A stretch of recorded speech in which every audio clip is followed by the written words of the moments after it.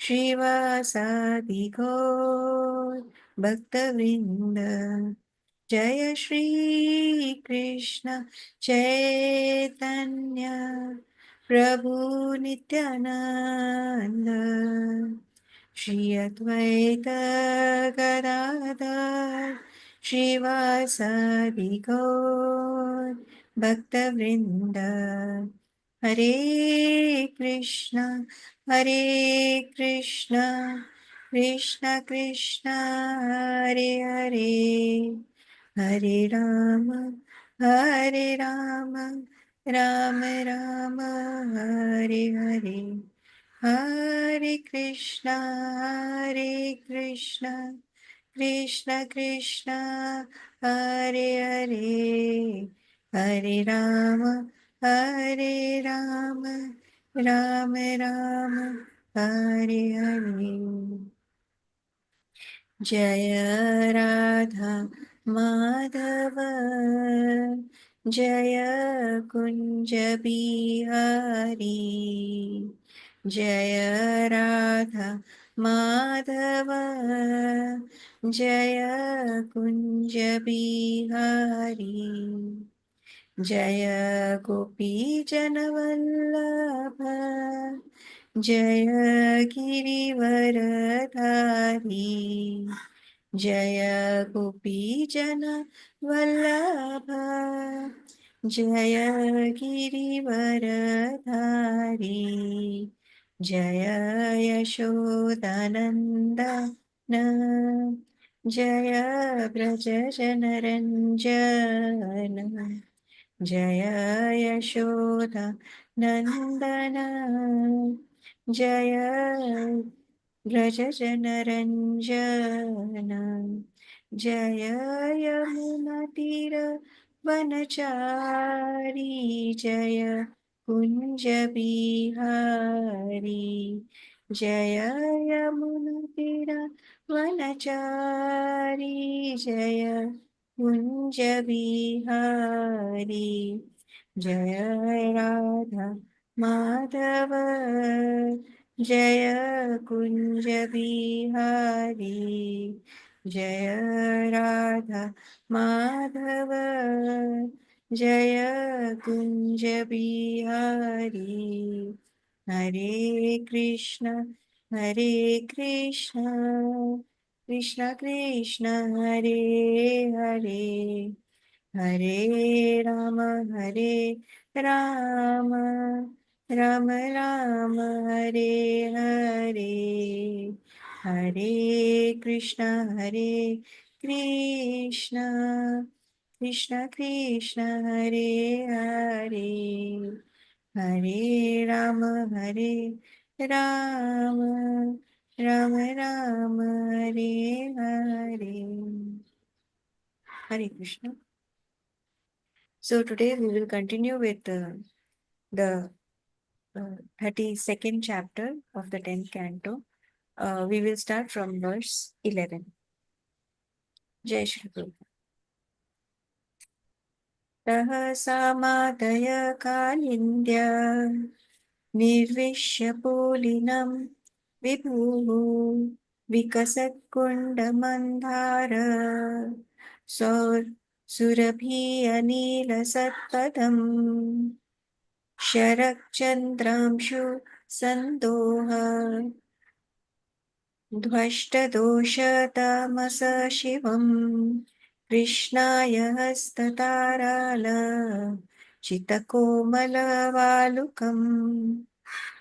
The Almighty Lord then took the gopis with him to the bank of the Kalindi, who, with the hands of her waves, had scattered piles of soft sand upon the shore. In that auspicious place, the breeze, bearing the fragrance of blooming kunda and mandara flowers, attracted many bees, and the abundant rays of the autumn moon dispelled the darkness of night. तद्दर्शनाहलद विभूतरितिरुजो मनोरथान्तं श्रुतयो यथाययुः स्वैरुत्थिरैः कुचकुङ्कुमान् अचित् अचिक्लपन् आशनम् आत्मबन्धवे. Their heartache vanished by the ecstasy of seeing Krishna. The gopis, like the personified Vedas before them, felt their desires completely fulfilled. For their dear friend Krishna, they arranged a seat with their shawls, which were smeared with the kumkuma powder from their breasts. तत्रोपविष्टो भगवान् स ईश्वरो योगेश्वरान्तर्हृदि कल्पिताशन चाकाशकोऽपि परिषाद्गतोर्चितस्त्रैलोक्यलक्ष्मी एकपदमं वपुर्दधत्. Lord Krishna, the Supreme Personality of Godhead, for whom the great masters of mystic meditation arrange a seat within their hearts, took his seat in the assembly of gopis. His transcendental body, the exclusive abode of beauty and opulence within the three worlds, shone brilliantly as the gopis worshipped him. सभाजयित्वा तम् अनङ्गदीपनम् साहसलीलेक्षण विभ्रमाभ्रभ्रवा संस्पर्शनानेककृतङ्घ्रिहस्तनो संस्तुत्य ईषत् कुपीतबभाषिरे. Sri Krishna had awakened romantic desires within the gopis, and they honored him by glancing at him with playful smiles, gesturing amorously with their eyebrows and massaging his hands and feet as they held them in their laps. Even while worshipping him, for however, they felt somewhat angry, and thus they addressed him as follows. Shri Gopyauchuhu Bhajato नुभजति एक एतद्विपाययम् नोभांश्च भजति एक एतान्नो भ्रुः साधुभुः. The gopis said, some people reciprocate the affection only of those who are affectionate towards them, while others show affection even to those who are indifferent or inimical, and yet others will not show affection towards anyone. Dear Krishna, please properly explain this matter to us. Shri Bhagavan Uvacha Mitho Bhajanti Ye Sakhe Swartaikan Todayamahite Na Tatra Sauridam Dharmaha Swarthartham Tathinanyatha. The Supreme Personality of Godhead said, so called friends who show affection for each other only to benefit themselves are actually selfish. They have no true friendship, nor are they following the true principles of religion. Indeed, if they did not expect benefit from them for themselves, they would not reciprocate. Bhajati bhajato ye vai कारुण्ये पितरौ यथा धर्मो निरापवादोऽत्र सौहृदं च सुमध्यमः. My dear slender waisted gopis, some people are genuinely merciful or, like parents, naturally affectionate. Such persons who devotedly serve even those who fail to reciprocate with them are following the true, faultless path of religion, and they are true well wishers. भजतोऽपि न वै केचित् भजति अभजते कुतः आत्मरामा हि अक्तकाम अकृतज्ञ गुरुद्रुहाः. Then there are those individuals who are spiritually self satisfied, materially fulfilled, or by nature grateful, or simply envious of superiors. Such persons will not love even those who love them. What to speak of those who are inimical? नाहं तु साख्यो भजतोऽपि जन्तुं भजामि अमिषम् अनुवृत्तिवृत्तये यथा धनो लब्धधने विनष्टे तच्चिन्तयायन् नृभतो न वेद. But the reason I do not immediately reciprocate the affection of living beings, even when they worship me, O gopis, is that I want to intensify their loving devotion. They then become like a poor man who has gained some wealth and then lost it, and who thus becomes so anxious about it that he can think of nothing else. एवं मद अर्थ च हितलोकवेद स्वानं हि वो मयि अनुवृत्तये बल मया परोक्षं भजत तिरोहितं मासूयितुं मार्हत तत्प्रियां प्रियः. My dear girls, understanding that simply for my sake, you had rejected the authority of worldly opinion, of the Vedas, and of your relatives. I acted as I did only to increase your attachment to me. Even when I removed myself from your sight by suddenly disappearing, I never stopped loving you. Therefore, my beloved gopis, please do not harbor any bad feelings towards me, your beloved.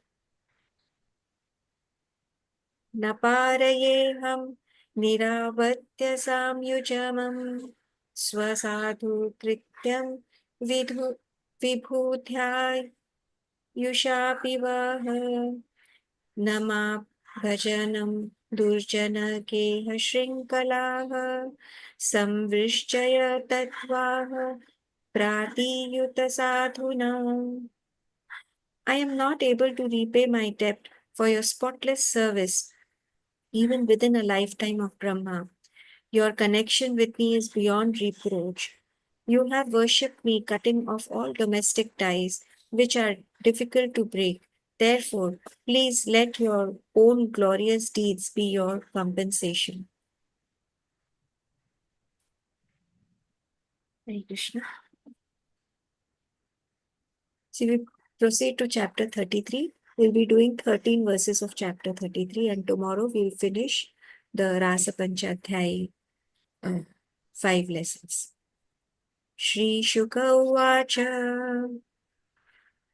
इतिहं भगवतो गोप्यै स्तुत्वा वाचसु पेशलः जाहुर्विराहजामं तपं तत् अङ्गो पचिताशीषा. Sri Shukdev Goswami said, when the cowherd girls heard the Supreme Personality of Godhead speak these most charming words, they forgot their distress caused by separation from him. Touching his transcendental limbs, they felt all their desires fulfilled. Tatra rabhat govindo rasakridam anufrate स्त्रीरत्नैरावीर्तात् प्रीते अन्योन्यबद्धबाहुभिः.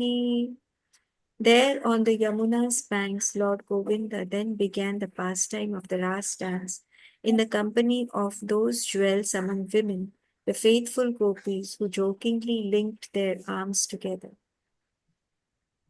रासोत्स्वः सम्प्रवृत्तो गोपीमण्डलमण्डितः योगेश्वरेण कृष्णेन ताशं मध्ये द्वयोर्द्वयोः प्रातिष्ठेन गृहीतानं कण्ठे स्वनिकटं स्त्रीणय यमं मन्येरनाभस्तवात् विमानशात सङ्कुलं दैवोपशां सदाराणम् उत्सौक्य बृहदात्मनम्. The festive Rasa dance commenced, with the gopis arrayed in a circle.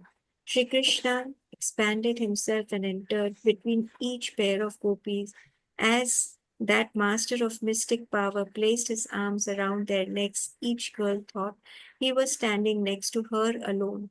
The demigods and their wives were overwhelmed with eagerness to witness the Rasa dance, and they soon crowded the skies with their hundreds of celestial airplanes.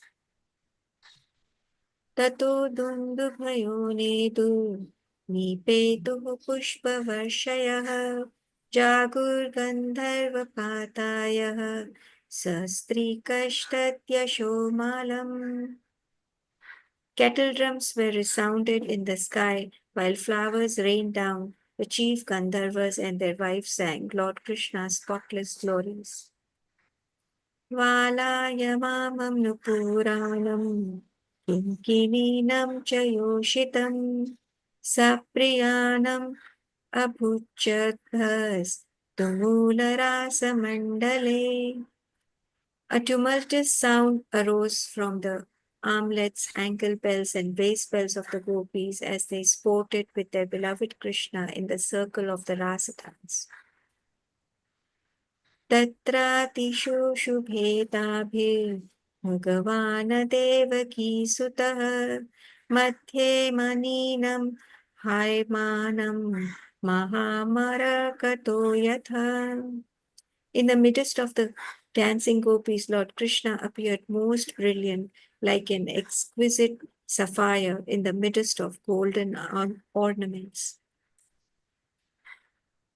पदन्यशैर्भुजविभूतिभिः स स्मितैर्भ्रुः विलाशैर्भज्यन् मध्यश्चलाकुशपते कुण्डलैर्गन्धलोलैः स्विध्यन्मुखाय कवाररस रसनाग्रन्थनः कृष्णवाद्वो गायन्त्यस्तं तदित इवत मेघचक्रे विराजुः. As the gopis sang in praise of Krishna, their feet danced, their hands gestured, and their eyebrows moved with playful smiles, with their braids and their bells tight, their waists bending, their faces perspiring, the garments of their breasts moving this way and that way, and their earrings swinging on their cheeks. Lord Krishna's young consorts shone like streaks of lightning in a mass of clouds. उच्चैर्जुगुर्नृत्यमान रक्तकण्ठ्यो रतिप्रियः कृष्णाभिमर्शमुदिता यत्कीर्तनेदम् अव्रतम्. Eager to enjoy conjugal love, their throats colored with various pigments, the gopis sang loudly and danced. They were overjoyed by Krishna's touch, and they sang songs that filled the entire universe. Kachit samamam mukundena swarajati amishritah उन्निन्ये पूजित तेन प्रियात साधु सात्वैति तत् एव ध्रुवम् उन्निन्ये तस्यैमानञ्च भवदात्. One gopi, joining Lord Mukunda in his singing, sang pure melodious tunes that rose harmoniously above his. Krishna was pleased and showered great appreciation for her performance, saying, "Excellent, excellent." Then other gopi repeated the same melody, but in a special metrical pattern, and Krishna praised her also. Kachit rasa parishranta पार्श्वस्थस्य गदाभीष्टः जग्राह बाहुना स्कन्दं स्थलद्वालयमलिका. When one gopi grew tired from the rasa dance, she turned to Krishna, standing at her side, holding a baton, and grasped his shoulders with her arm. The dancing had loosened her bracelets and the flowers in her hair. तत्रैकं शगतमं बाहुं कृष्णस्योत्पलसौरभं चन्दनालिप्तम् अग्राहय हस्तरोमाचुचुम्बः. Upon the shoulder of one gopi, Krishna placed his arm, whose natural blue lotus fragrance was mixed with that of the sandalwood bulb, anointing it. As the gopi relished that fragrance, her bodily hair stood on end in jubilation, and she kissed his arm. Kaishyaschinatya vikshipta kundala tvisha manditam गन्धं गन्धे सन्दातः तः प्रादत्ताम्बूल चर्चि चार्वितम्. Next to Krishna's cheek, one gopi put her own, beautified by the effulgence of her earrings, which glittered as she danced. Krishna then carefully gave her the betel nut he was chewing. नृत्यति गायति काचे कुञ्जानुपूरमेखला पार्श्वस्थायुज्यत हस्तब्जं श्रान्तधार स्तनयो शिवम्. Another gopi became fatigued as she danced and sang, the bells on her ankles and waist tinkling. So she placed upon her breast and confronting lotus hand of Lord Achyuta, who was standing by her side. Hare Krishna. So we'll complete the rest of the verses of Sri Panchodhyaya series tomorrow. Over to you, Prabhuji. Hare Krishna, Danda Pranam. Hare Krishna Mataji, thank you so much. So wonderful, wonderful you saying that. Hare Krishna everyone, please accept my humble obeisances. All glory Srila Prabhupada. Welcome back everyone. So we'll offer our prayers. ॐ अज्ञानतिमिरन्धस्य ज्ञानञ्जनशलाकय चक्षुन्मिलितं येन तस्मै श्रीगुरुवे नमः श्रीचैतन्यमनोभीष्टं स्थापितं येन भूतले स्वयं रूपकदा मह्यं ददाति स्वपदान्तिकं वन्देऽहं गुरु कमलं श्रीगुरोन् वैष्णवंश्च श्रीरूपं साग्रजातं सकलरघुनाथान्वितं तं सजीवं साद्वैतं सावधूतं परिजनसहितं कृष्णचैतन्यदेवं श्रीराधा कृष्णपादान् सकलललिता श्रीविशाखावितंश्च हे कृष्णा करुणा सिन्धु दीनबन्धु जगत्पते गोपेश गोपिका कान्त राधा कांत नमस्तुते तप्त कांचन गौरांगी राधे वृंदावनेश्वरी वृषभानुसुते देवी प्रणमामि हरिप्रिये वाञ्छाकल्पतरुभ्यश्च कृपा सिन्धुभ्येव च पतितानां पावनेभ्यो वैष्णवेभ्यो नमो नमः जय श्री कृष्ण चैतन्य प्रभु नित्यानंद श्री अद्वैत गदाधर श्रीवासादि गौर भक्त वृंद हरे कृष्णा कृष्णा कृष्णा हरे हरे हरे राम राम राम हरे हरे जय श्री प्रभुपाद जय श्री गोविंद आदि पुरुषं तमं भजामि नमो महावदन्याय कृष्ण प्रेम पदायते कृष्णाय कृष्ण चैतन्य नामिने गौरतिशे नमः O most beneficent incarnation, you are Krishna himself, appearing as Shri Krishna Chaitanya Mahaprabhu. You have assumed the golden complexion of Srimati Radharani, and you are widely distributing pure love of Krishna.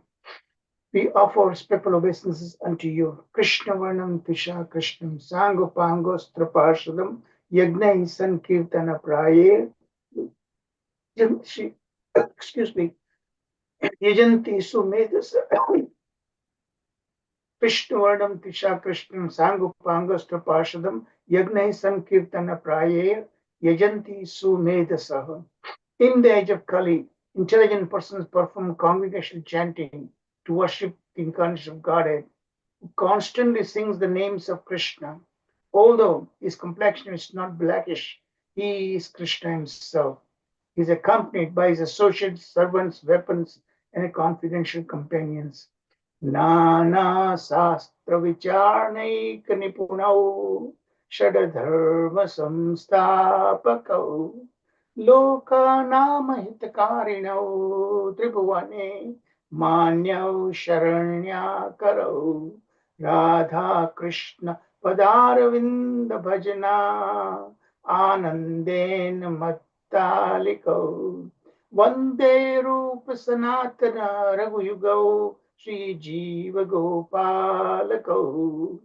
I offer my respectful obeisance unto the six Goswamis of Vrindavan, namely Shri Rupa Goswami, Shri Sanatana Goswami, Sri Raghunath Bhatta Goswami, Sri Raghunath Das Goswami, Sri Jiva Goswami, Sri Gopal Bhatta Goswami, who are very expert in scrutinizing and studying all the revealed scriptures with the aim of establishing eternal religious principles for the benefit of all human beings. Thus, they are honored all over the three worlds and they are worth taking shelter of because they are absorbed in the mood of the gopis and are engaged in the transcendental loving service of Shri Radha and Krishna. Om Namo Bhagavate Vasudevaya. Om Namo Bhagavate Vasudevaya. Om Namo Bhagavate Vasudevaya. Narayanam Namaskritya Narom Chaiva Narottamam Devim Saraswatim Vyasam Tato Jayam Udirayat Nashtaprayeshva Bhadreshu Nityam Bhagavata Sevaya Bhagavati Uttama Shloke Bhaktir Bhavati Neshtaki Hare Krishna Krishna Krishna Hare Hare Hare Rama Rama Rama Hare Hare. Jai Shri Prabhupada. Jai Shri Prabhupada. Govinda Mahadi Purusham Tamam Bhajami. Hare Krishna everyone. Again, please accept my humble obeisances. All glory to Shri Prabhupada. So today we'll be doing the last remaining two parts of the 12-part series that we did on this Panchodhyaya, Rasa Panchodhyaya, a set of 5 chapters describing Krishna's Rasa Leela with the gopis.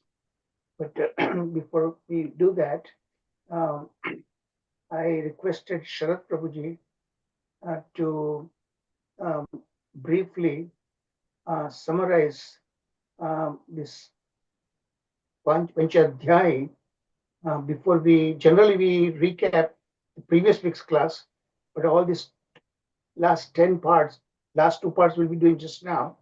So Sharat Prabhuji is going to try and summarize as soon as much time as possible. Hare Krishna Prabhuji, welcome back. Thank you, Prabhuji. Thank you very much. Hare Krishna, all the devotees. As we know, today we are coming to the last chapter of Rasa Panchodhyaya, that is chapter 33. We started from 29 onwards. As we know, the essence of Vedic literature is Srimad Bhagavatam itself. And the essence of Srimad Bhagavatam is Canto 10.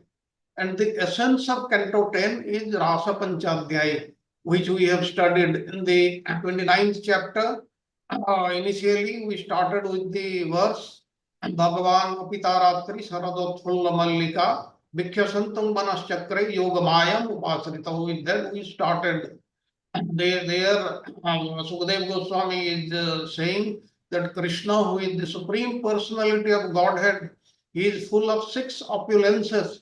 Yet, when he saw the autumn nights scented with the blossoming jasmine flowers, he turned his mind towards loving affairs to fulfill his purpose.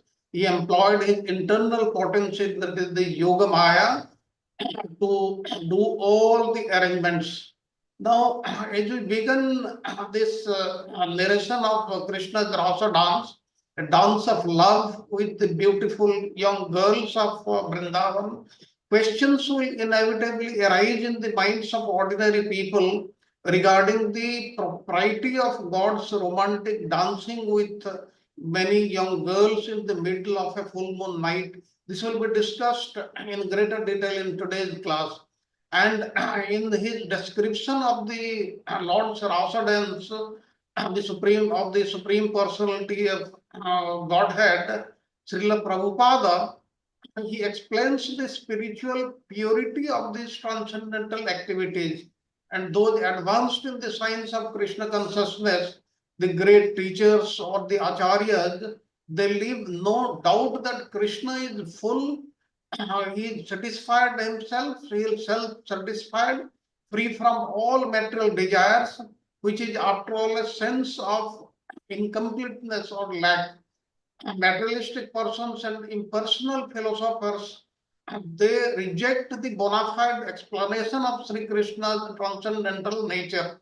There is no reason to deny the beautiful reality of the absolute personality of Godhead who is able to perform absolute romantic activities, which are so-called romance, is because a shadow or perverted reflection, the irrational insistence that material activities cannot be reflected on this perfect or in this material world, but the spiritual activities performed by the Supreme Lord reflects the unimaginative emotional disposition of those who oppose the reality of Sri Krishna.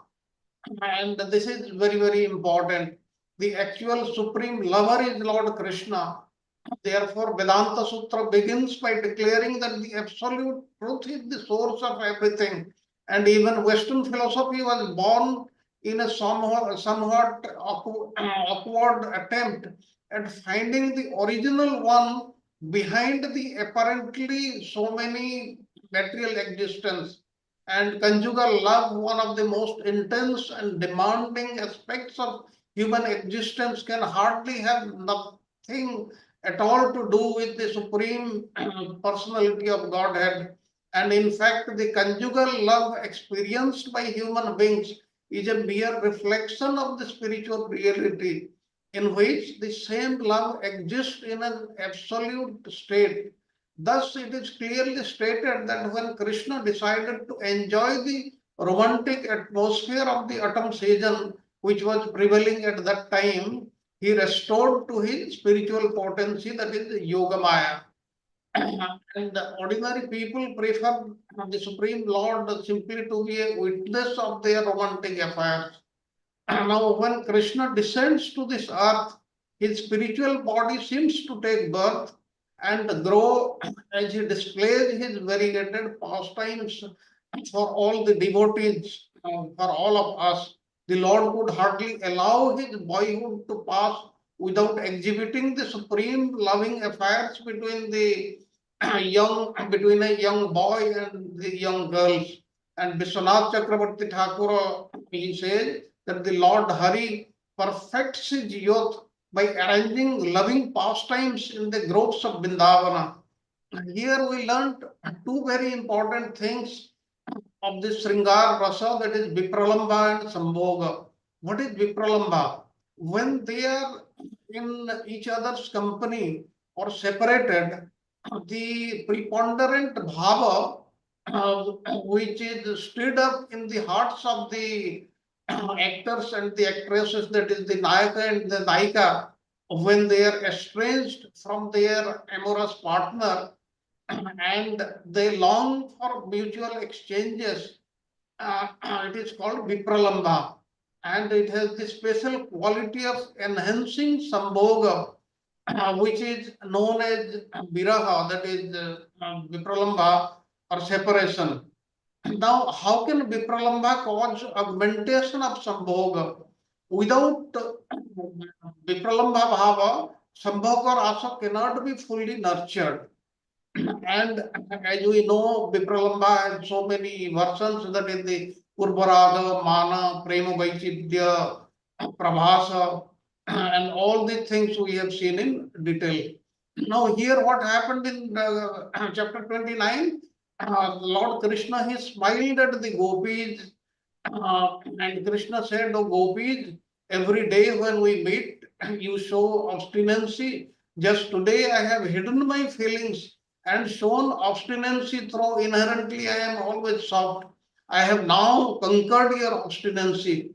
You think yourself so intelligent, but I defeated you. You have come to me without the obstacles of modesty and control. I have been suffering for a long time from great thirst." Now, what happened in this chapter?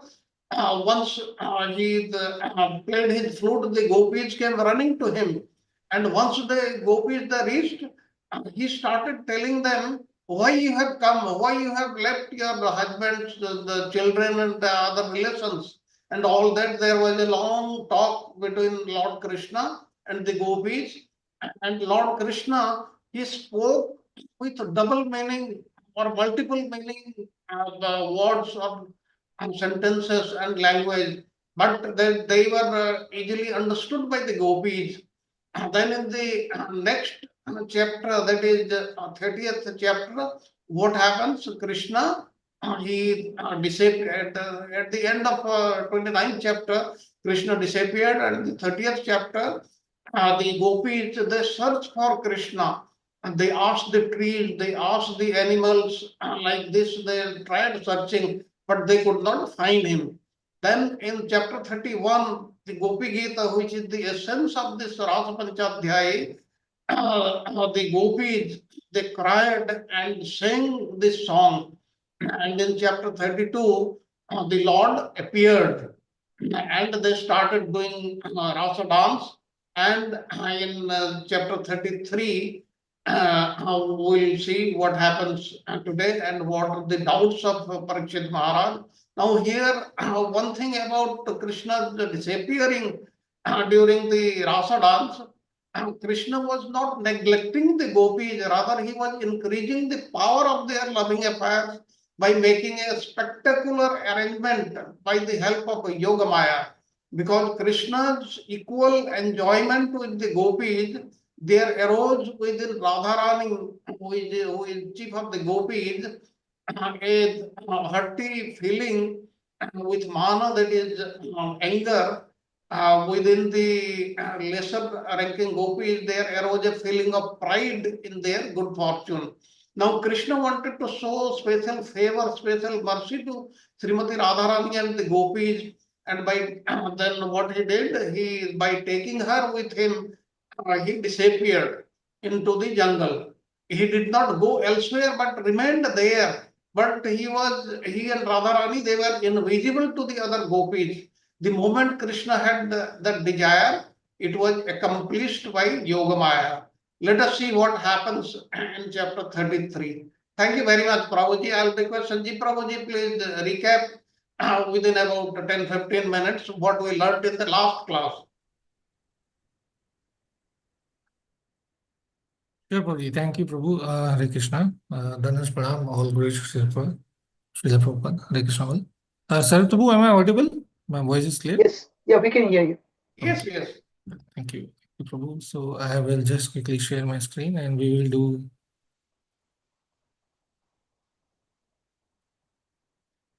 just 1 minute, Prabhu. Yeah. So last week, what we did was chapters, lesson 70, which was chapter 32, and we went through verses 1 to 16, right? So that is mentioning about uh, Vipralamba and Sambhoga, means Krishna's disappearance and reappearance. That's the first part. I think that was covered. Now this is 16 to 22. Sorry. So here Krishna will answer all the questions of the gopis and he will explain them why the reason for his disappearance and how do the gopis react on the re-arrival of Krishna. That is very interesting to study, and there are a lot of key takeaways we had. Here we show see in the beautiful picture over here, which Prabhuji got, is how Krishna, when he enters, how he feels, how he reacts, and how he consoles them, and then the reciprocation of the gopis and the takeaways for us. So let's continue here. Now we'll, as usual, we'll go through the question, revise this in a question answer format so that we have good understanding and the takeaways as well.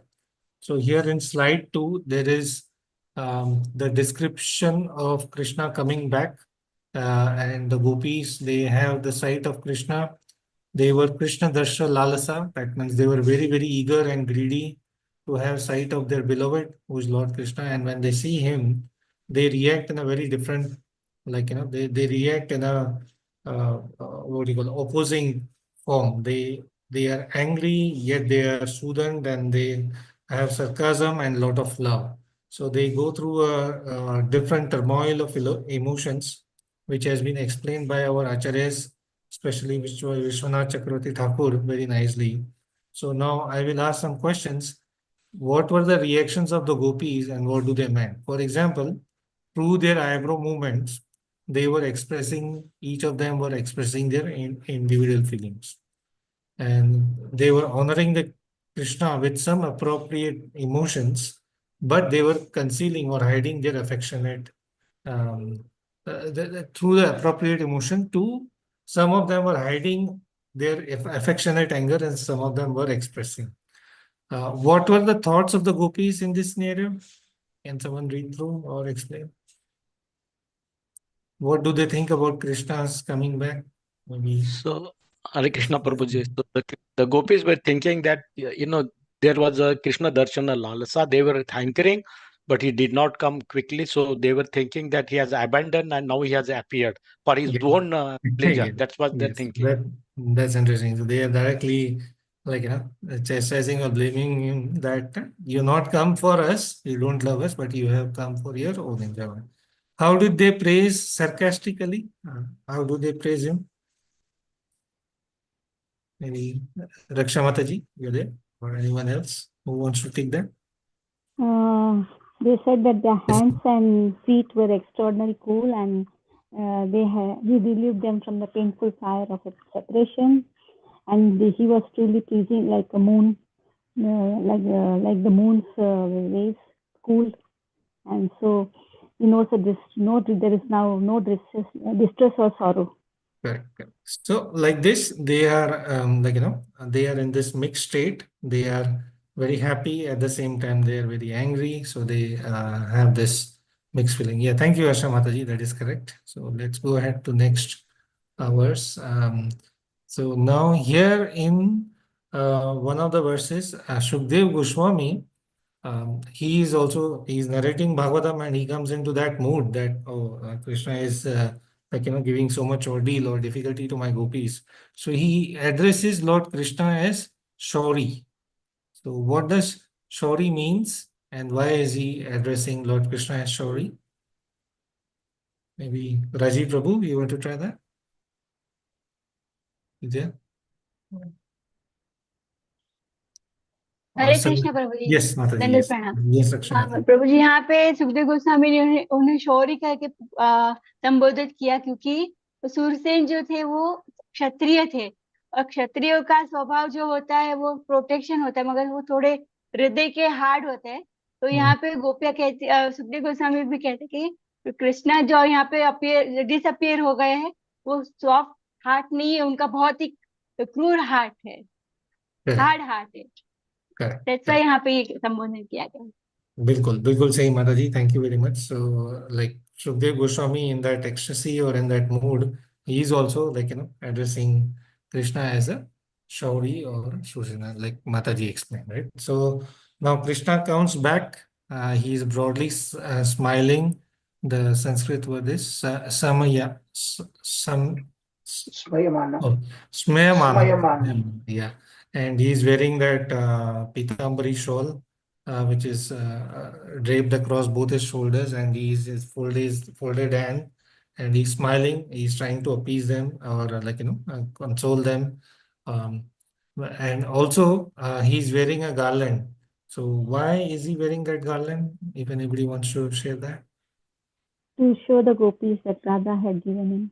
Yeah. So he's saying that I am here, right? I am here. I am. Yeah, Manmata, right? Manmata. So now Krishna is Manmata. That means he's Cupid of the Cupid, right? So that's why the gopis are getting enchanted. So let's continue now.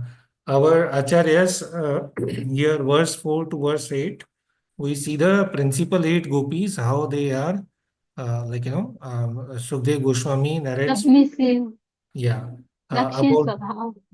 Yes, Mata. Yes. So the principal 8 gopis, how they react, and from that they are concluding, okay, this verse means reflect to this gopi. This verse means reflect to. So verse 4 they say is Chandravali Sakhi, what she does, as Raksha Mataji already said, she is in the mood of Dakshana Swabhav. She is submissive. She thinks that her mood is I fully belong to Krishna, and that is called Grita Sneha. So like Prabhuji said yesterday, Grita means it's like ghee, so it melts very quickly. So then the second gopi is Shama or Shamal Sakhi.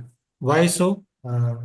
Who can So read they it? have These mixed are Rasa and blue here. Madhu and Madhu Sneha. And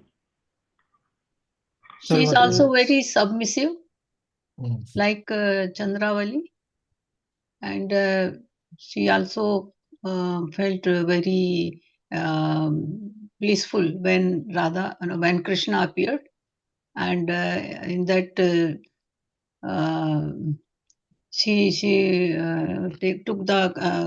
took Krishna's left hand in her hand, and she is very happy, and they are showing their love as well as their anger. And correct. Krishna. That's the main point. So she's a mixed Grita and Madhu both Sneha. So she thinks that she has mixed feelings. She's both like I belong to him, but he also belonged to me. So like Radharani, she is Vamya Swabhav also and Dakshina Swabhav also. So there is more. We will continue because we don't have time for all, but we will see the key one. So now verse 6 reflects to which Sakhi here, which Gopi is in verse 6. We see that and why. Radhe. Sakhi. Sri Radhe. And Radhika. how the And yeah, love yes, as ma'am. well as anger. Mana. Correct. With her lips. And So thrown she's it with and stared at Krishna with frowning eyes, rose, and correct. sidelong glances. 1 minute. I will just use my headset. I think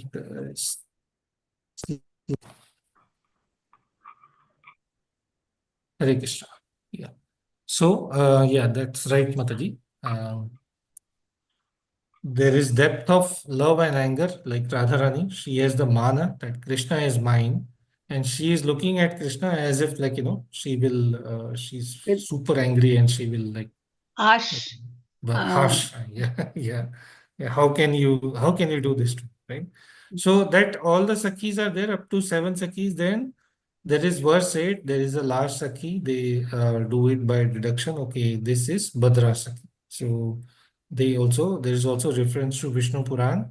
After looking at Krishna, she says only Krishna, Krishna, Krishna. She couldn't say anything. So and there is this wonderful and like a beautiful response from all the gopis. Now we go to next. They all go to the bank of Yamuna. Krishna takes them to the bank of Yamuna and then soothes them, and then they engage in the Rasa Mandala or Rasa dance. They are about to start.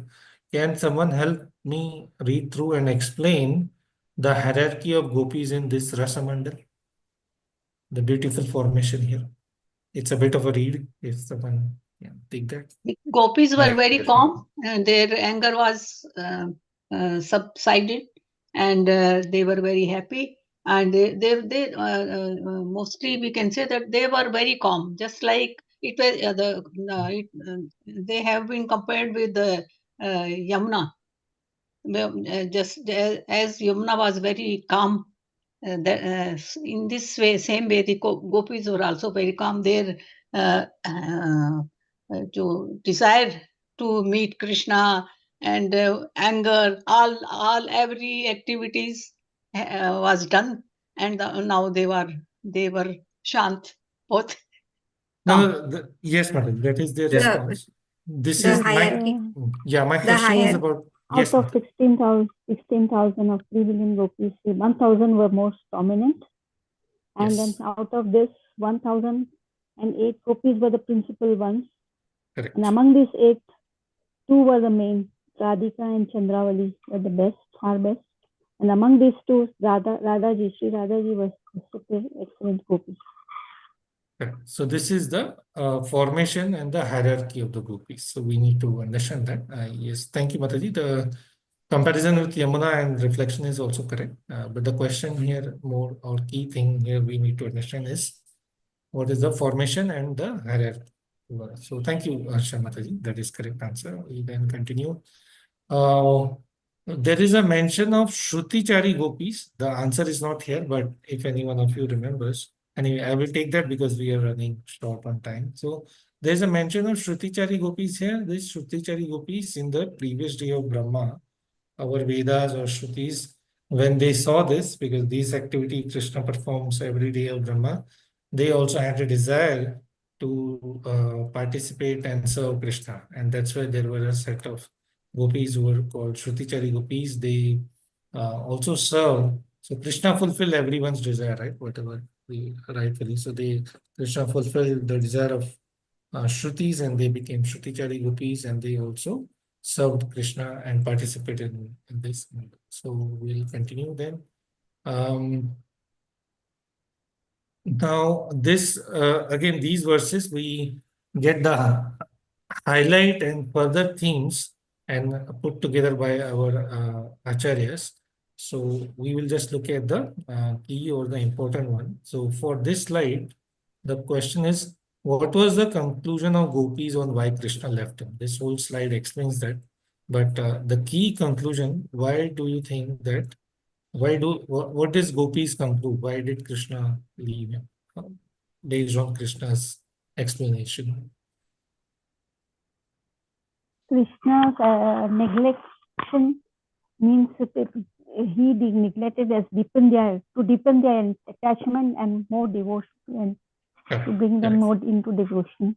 Exactly. To deepen their attachment and enhance or deepen, increase the devotion. And that's why in the end he also says them, Na paraye aham, the famous verse, and I am unable to repay you. Let your own glories be the demonstration or be sung by others. Now we continue with the further analysis of the themes. The acharyas, they break down this into different themes that are being observed. Like one is the nature of divine love. So one question we can ask is, or we can have here to understand further, what is the difference between conditional and unconditional love? Conditional love is rooted in expectation. In conditional Yes. love, one desires love. That is not selfless love. Correct. Yep. Absolutely, Madhu. So And there is in unconditional love, the love is true, selfless. One is ready every time to surrender oneself, and for one's happiness, he is every time ready to sacrifice her own happiness. absolutely, Madhu. So that is the theme about nature of divine love. It is totally unconditional. Unlike we in the material realm, we are mostly conditioned and everything is why should I do what I do? But that's not how gopis are, and that's why they are on the topmost of.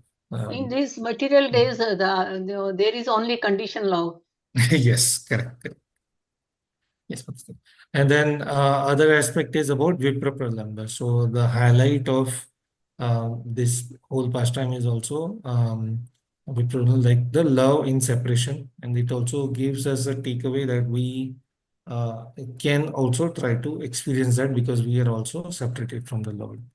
Right? Then there is a theme of selflessness. I will just versus conditionality, like what Gopi's love is totally nishkam karma or selfless action, similar taught to us by Lord Krishna in Bhagavad Gita, that whatever we do, we should not expect for the result. That is the starting, but ultimately we have to do it to achieve the love of the Lord. And then reciprocation and relationship dynamics. That's also there.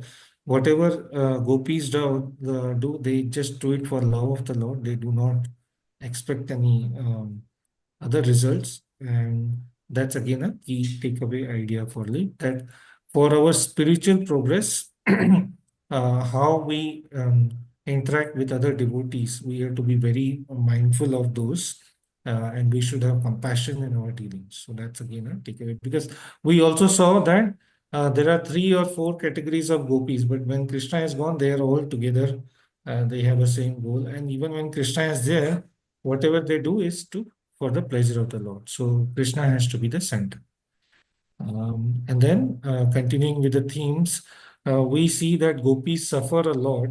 So what like from here we see that because of this suffering or the obstacles we get in the spiritual life, they are actually not obstacle. They are like mechanism or process to purify us so that we can get more closer to the Lord and perform intense devotion.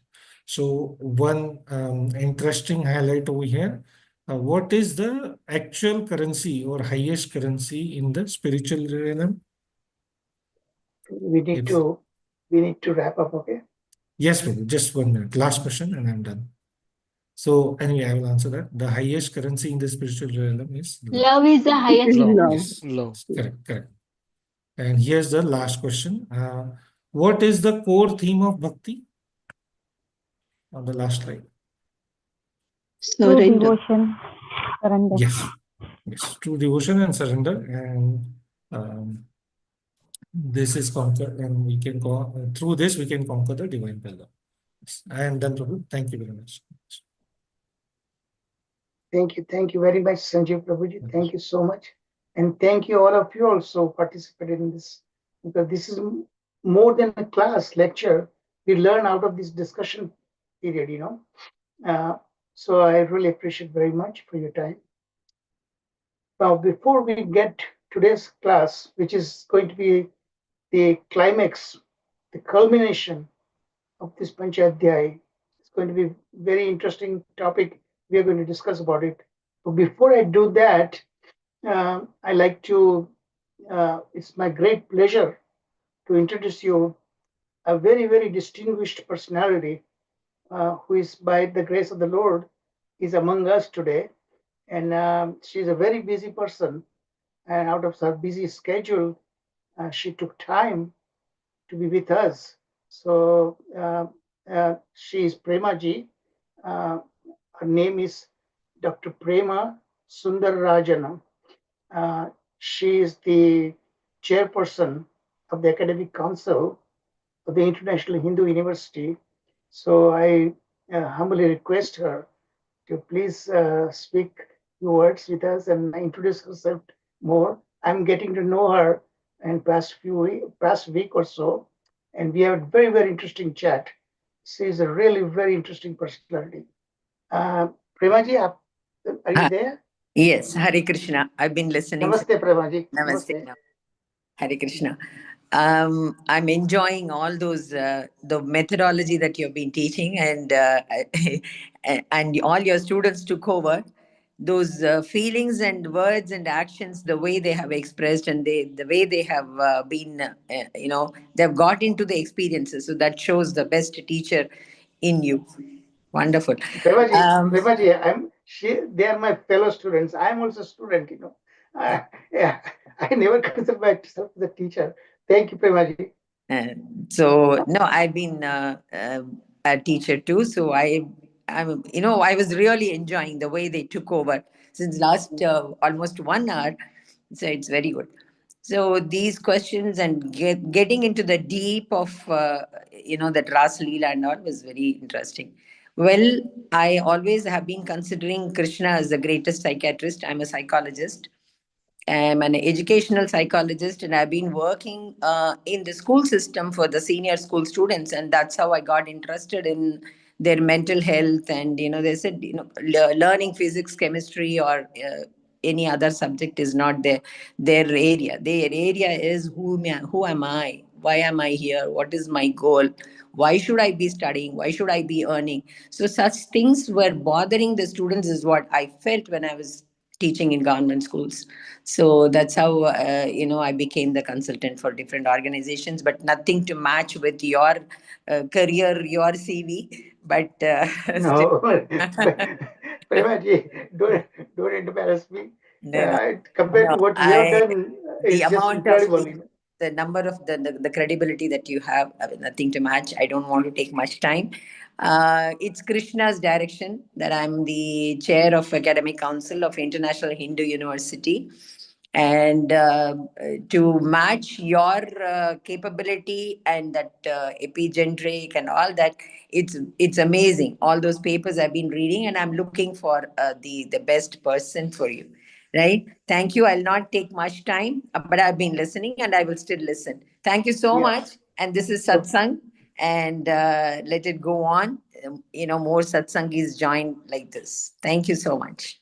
Thanks for Thank you, Premaji. We are really blessed. Thank On behalf of everybody student, my fellow students, we thank you very much. And Premaji, I know how busy you must have been, So, whenever you feel like you need to go, please feel free, okay?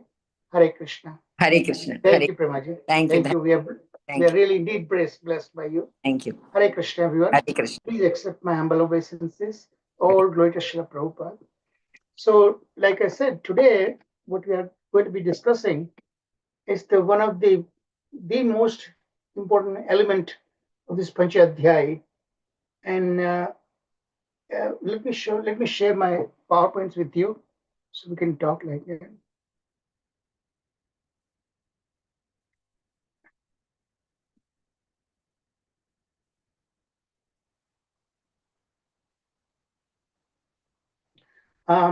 Is everybody able to see my PowerPoint? Yes, bhai. Yes. Yeah. Yes. Yes. So this is the slide. It's a very important slide because so much we are going to be talking about, and it's a very complex subject matter. So how I structured today's lesson, this is the way I'm going to do it. Originally I had planned to do these two lessons, lesson 71 and lesson 72, in two sessions, but we've been running behind, so I thought I would do it in just one session.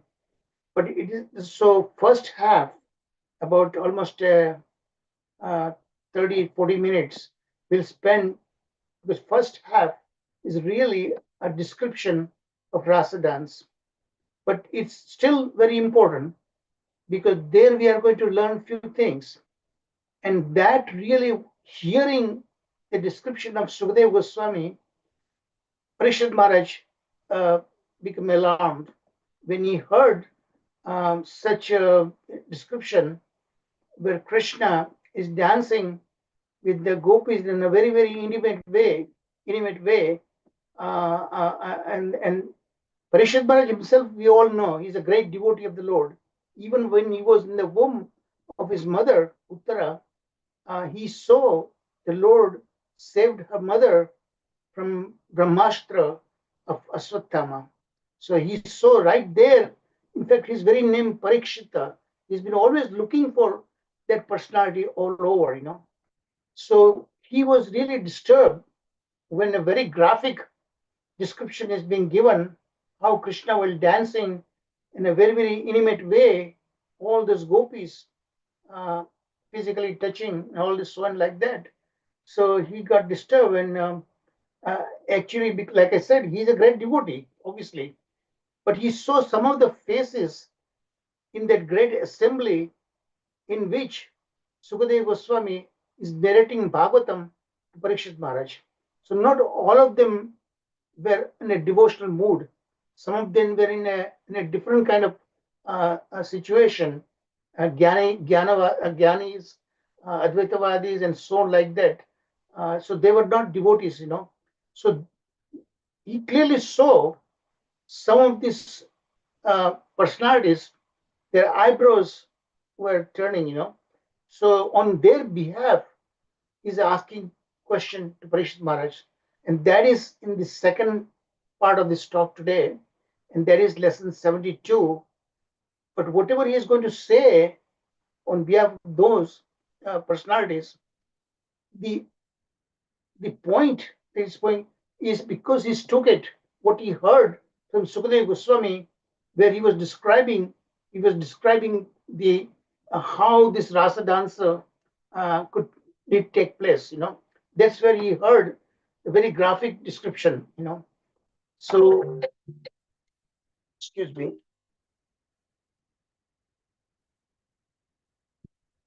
Um, so there is in the description of rasa dancer, we will hear our acharya, as you know, this whole entire 10th canto we've been doing, and just the lesson number itself will tell you that in great depth we have been doing this thing, this Bhagavatam, especially 10th canto, which is the crown jewel of the entire Bhagavatam. So my running of this course, the highlight of that is our Acharya's comments, or Gaudiya Vaishnava Acharyas, okay? So we will first talk about, generally we've been discussing in 10th canto because subject matter is so huge, okay? And to complete it within an allotted time, I have been focusing mainly on Srila Vishwanath Chakravarti Thakur's commentary. And Srila Vishwanath Chakravarti Thakur's commentary is actually originated from, of course, Sridhar Swami Maharaj and Sanatana Goswami, and from there Jiva Goswami. Okay, but today the reason, especially why I'm going back to the commentaries of Sridhar Swami Maharaj and Jiva Goswami, because it adds certain points, and then I'll pick it up back again, Srila Vishwanath Chakravarti Thakur's commentary. Okay, so that is why I included here. And the second part, as I told you, I really want to get as soon as possible to the second part, because that has the relevance. A lot of people, especially in this material consciousness, material way of thinking, they completely misconstrue this Krishna's so-called behavior with the gopis, because gopis were supposedly married to other gopas, other coward men, and he was so intimately dancing with them, touching here and there. So on their behalf, he's asking. So today we are going to learn how Sukadeva Goswami, because that's why he asked. Sukadeva Goswami is his guru, spiritual master. So he's asking, how do we understand the one who himself, Krishna, established the religious principles for which he came, for which he descended, to re-establish religious principles, and he is Atmarama, self-satisfied. Why did he have to do this kind of such a behavior? So he's asking Sukadeva Goswami, and then Sukadeva Goswami, the way he explains, that really opens the eyes of a lot of us, and this is the answer. A lot of misunderstanding, and misconstruing the relationship between Krishna and the gopis, he is going to explain to us. So I really want to get back on that topic, okay? So after describing these comments, so the general, what I will do, as you have been seeing from my PowerPoints, first I give you the general philosophical comments on some key highlights, okay? From the point of view, what's its philosophical significance? That is the way I've been operating thus far. So this is the structure, how I structured today's class. It was not that easy actually today. So here, the Rasa dancer, you can see that it happened in the autumn, and when Krishna was just about 8 years old. Remember, when he was 7, he lifted Govardhan, and then, of course, he promised those unmarried girls, excuse me,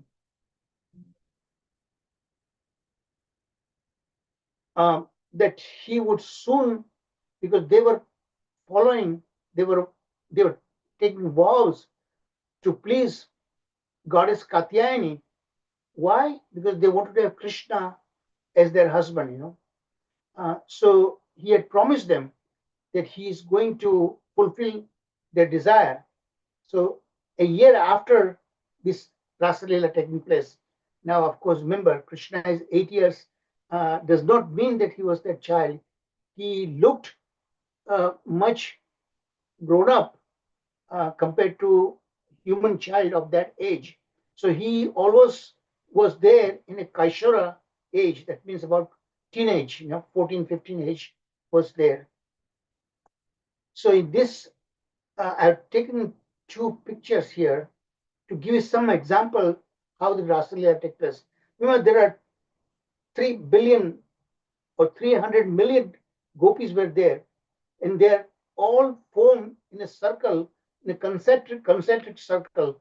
Krishna, particularly those Ashtagopis, principal gopis, is the innermost circle, and right within the center is Sri Radhe. He's dancing. So some 2 or 3 aspects I want to point out to you, especially. So as you can see, first, let's read this one. The festive Rasa dance. What is Rasa dance? The definition. Okay, and here it is called Rasa Utsava. So it's like a festival.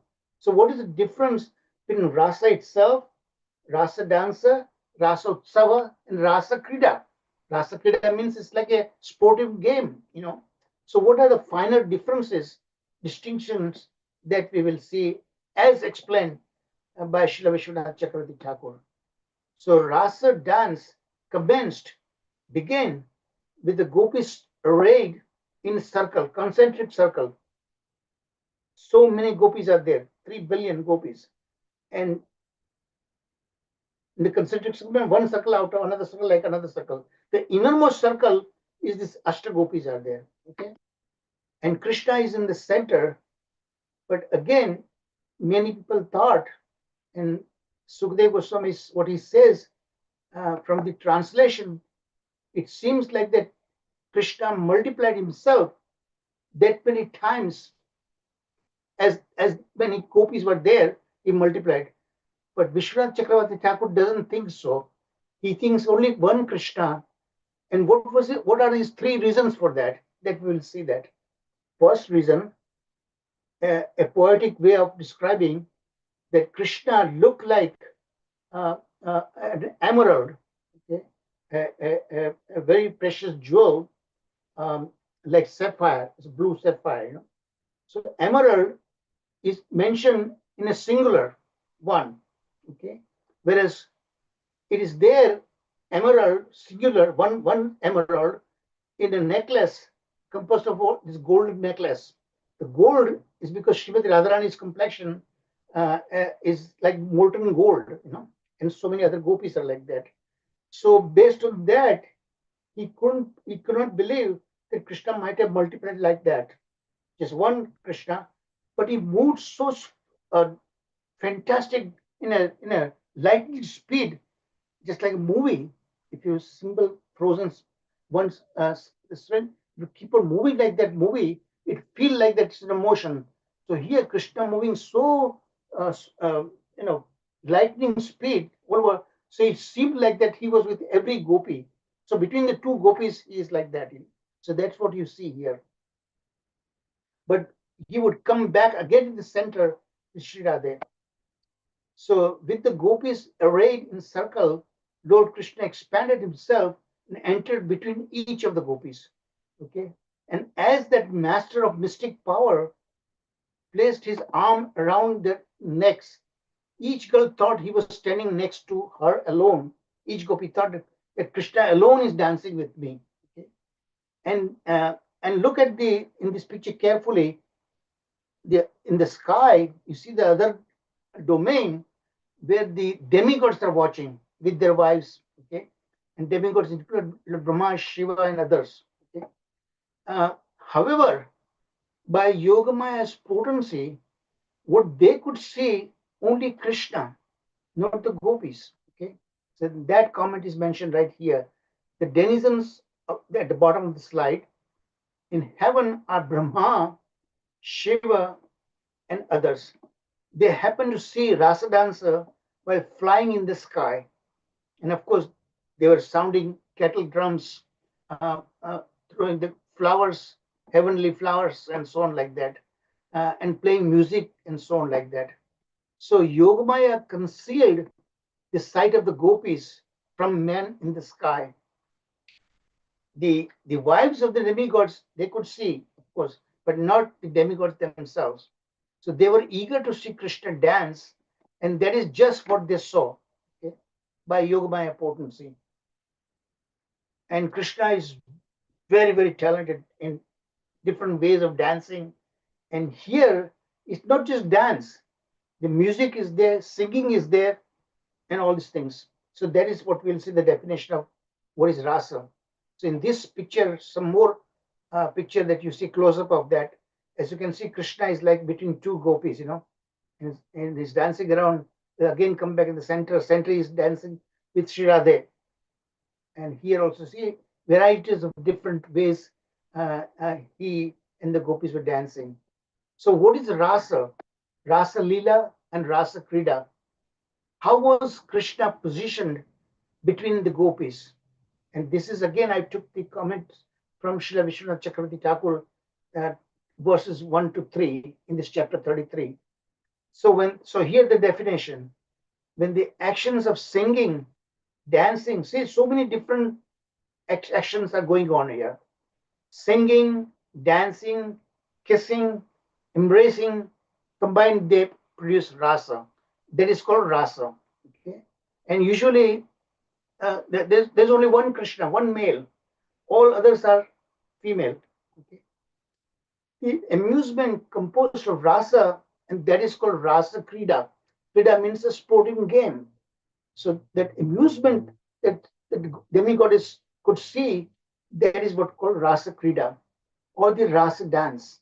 So rasa dance is called Rasa Dance Utsava.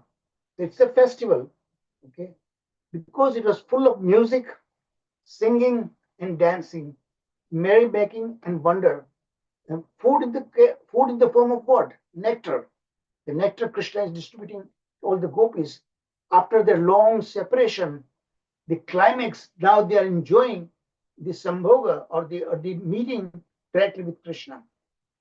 But the intensity of that meeting is generated because of that vipralamba. That is the very reason why Krishna had left them in the middle of the dance. The longing for him intensified because of that separation, and then only you will realize the value of meeting somebody in person. Okay, so Krishna entered between the gopis, embracing their necks on either side, and of course, very intimately is touching them also. So what Parishit Maharaj saw and heard, especially from the point of those few personalities, they did not see the right way, and he could read their mind, and that's why he's going to ask that question to Parishit Maharaj. And whatever he saw and whatever he's heard is factually right. But sometimes what happens when you see, even with your own eyes, that's not necessarily exactly the true reality. And we'll see the example of that. When he said that Krishna is supposedly very intimately touching and so on like that, and dancing with someone else's wives. But that's also not a reality that we'll see. Of course, he saw. And then we also, if you remember, I also told you in the previous class, Sridhar Swami Maharaj, he said that so-called kind of physical intimacy that we hear in these different verses is not on the level of physical bodily, because Krishna is all spiritual. His body and the soul, there's no difference. He's completely on a transcendental platform, and so are all the gopis. They're also in transcendental platform. And remember, Krishna's superhuman acts. Nobody with a physical body like us, made of Rajoguna, Tamoguna, and so on like that, material modes of nature, could sustain their life when subduing the most poisonous snake, Kalia, or the whole lifting of the hill, 7 days, 7 nights that he held that hill on the just left hand with the pinky finger. So no ordinary person can do that. And all the great demons, even when he was little baby, he killed all the giant, very powerful demons. So nobody can do that if he had just a physical body. So clearly, Sridhar Swami Maharaj was saying that so-called physical intimacy was not on the physical bodily level, but all in the spiritual level. But then Parishit Maharaj asked, yes, that might be right, but here and they were not somebody's wives. They all descended part of Krishna's entourage straight from Goloka, from spiritual world. Okay? So they are all transcendental personalities. But then Parishad Maharaj might say on behalf of those personalities who doubted that, but at least in this Bhauma Vraja, earthly replica of the spiritual world, Vrindavan, there, of course, gopis were married to other gopas. So how do you explain that? So all these intricate questions we'll hear from Sukadeva Goswami. So what they saw, there's no denial. What they saw is true. Krishna was really very intimately touching all the gopis, breast and so on like that. But what you see, that's not the fact. So that is what I want you to pay attention when we read the description by Sukadeva Goswami about the Rasa, how it is going on. Keep that in mind. So when we come to the second part, we are going to talk that quite intensely. So did Krishna replicate himself? That's the issue here. Or just moving around at a lightning speed? So in this regard, the Srila Vishwanath Chakravarti Thakur is very methodically quoting scriptural references and showing the grammar, Sanskrit grammar. He's saying that no, he did not multiply himself, but he himself was moving so swiftly all around, just like when he subdued Kaliya. On the hood of the 1,000 hoods of Kaliya, he was moving so rapidly all around that Kaliya's snake was completely become dizzy, couldn't figure it out where Krishna might be. And he bit Krishna so many different places on his body, and nothing happened. This Kaliya, whose poison, just a vapor itself, used to kill the birds flying thousands of feet up in the sky, and they fell down, fell dead. And here, the 7-year-old Krishna, nothing happened to him. So that itself should tell you that his body is not material.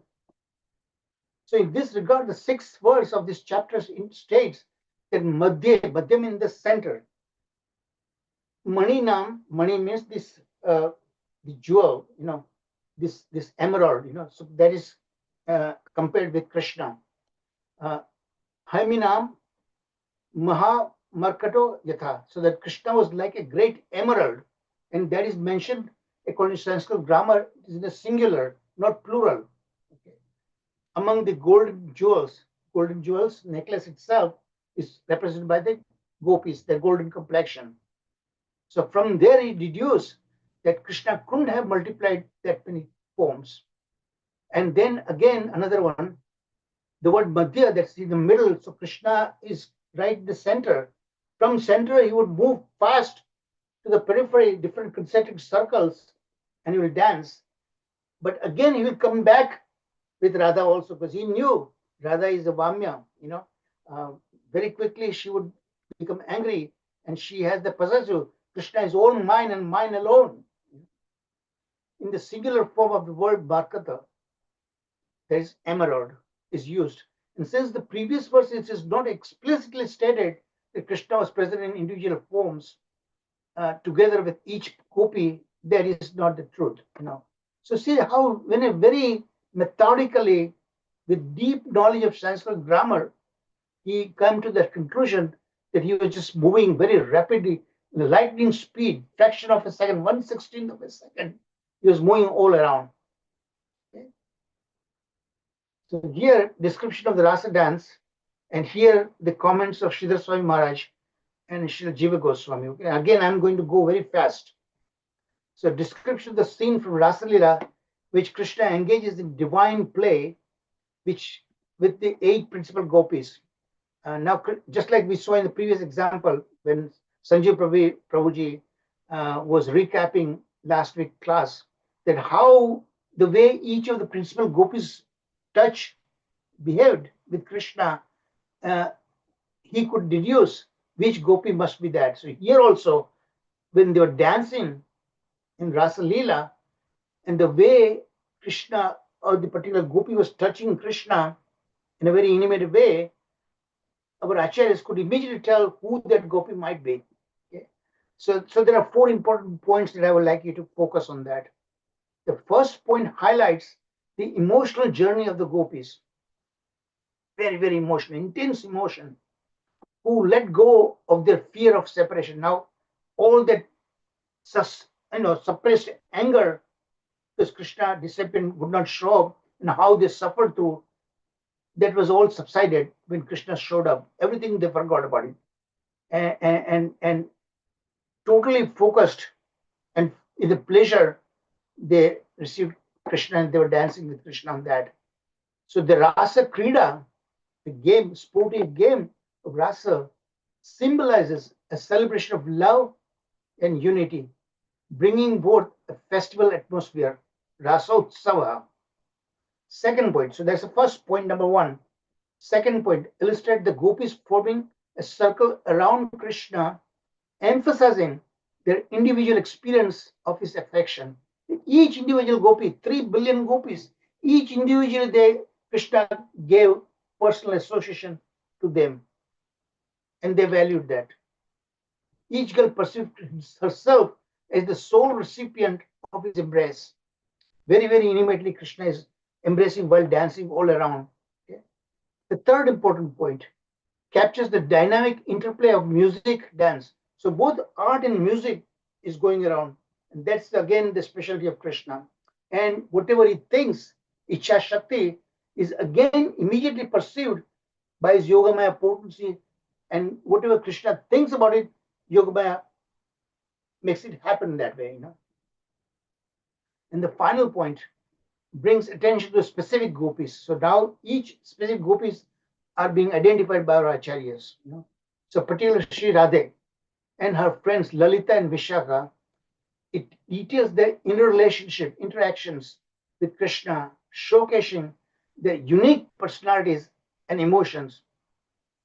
Everything is full of emotions now. Okay, first time they are having such intimate association with their beloved. So the whole imagery or the optics of physical reactions like goosebumps, kisses, very, very passionate kisses, conveys the deep emotional and spiritual connection with him. So, of course, what Parishad Maharaj is saying, how could he have such intimate interaction with the wives of other gopas, in such a solitude like that, which completely violates all Vedic injunction. Those Vedic injunction was laid down by himself, no one else. So what you see, it's a truth, but the truth itself is not real truth. That we'll see. They were not wives of those gopas. Okay, now we'll see thematic points, highlights, and they're from the philosophical significance from that point of view. So that's what I came up with here. Separation and reunion. And that's all the time is stumbling all around. Krishna all the time he does that. He comes, disappears, comes back like that. But now we are seeing is the climax of that. The separation union. So what the very philosophical way of looking at it, that's what is given by our acharyas. The initial focus of the gopis letting go of their fear of separation reflects the central theme of longing in devotional literature. In fact, that is the precise purpose of Krishna. When that fear is that he's going to disappear any minute, even during the meeting, he's face to face with them, they could not sometimes enjoy, that he might disappear. And while he disappears, while in separation, they're constantly meditating on him. Swarasiki meditation. So that they feel a sanidhya. Sanskrit word called sanidhya means nearness of Krishna among themselves. And that is by Krishna's potency. So both Vipralamba and Sambhoga, they are both tumbling all around, twirling around all the time together. And again, it's on a mental plane. Individual experience of divine love, each gopi perceives Krishna's affection. And Krishna himself very lovingly, they are his beloved, uniquely symbolizing and remember I told you Krishna is paroksha. He never speaks with straightforward. Multiple meanings will have whatever he does that. He himself summoned them in the middle of the night through his flute, okay? And they came and then he said that, no, go back. It's not right for you. He was just testing their resolve. Whatever it says, a completely 180 different meanings might come out of it. Collective joy and enhancement through unity. So diversity and unity. Unity and diversity. This is the principle. This is the kind of philosophical way of looking at it, that you see a completely opposite things, and yet it makes sense. Okay, the key thematic element now, Srila Swami Maharaj and Jiva Goswamis. That's what we've been talking about right now. Okay, key thematic elements and their philosophical significance. So number 4, the physical description of the gopis and their intricacy interactions with Krishna serve to illustrate the embodiment of divine quality. So again, we should not look at what our acharyas are teaching us, not from a young boy and young girls, they're enjoying each other, but here the divinity and the devotee. All these gopis are really principally on a devotional mood, and Krishna is the divinity personified. So between a divine between God and his devotees, how intimately they interact. That is what we should look from that point of view. Okay, so that is what it is.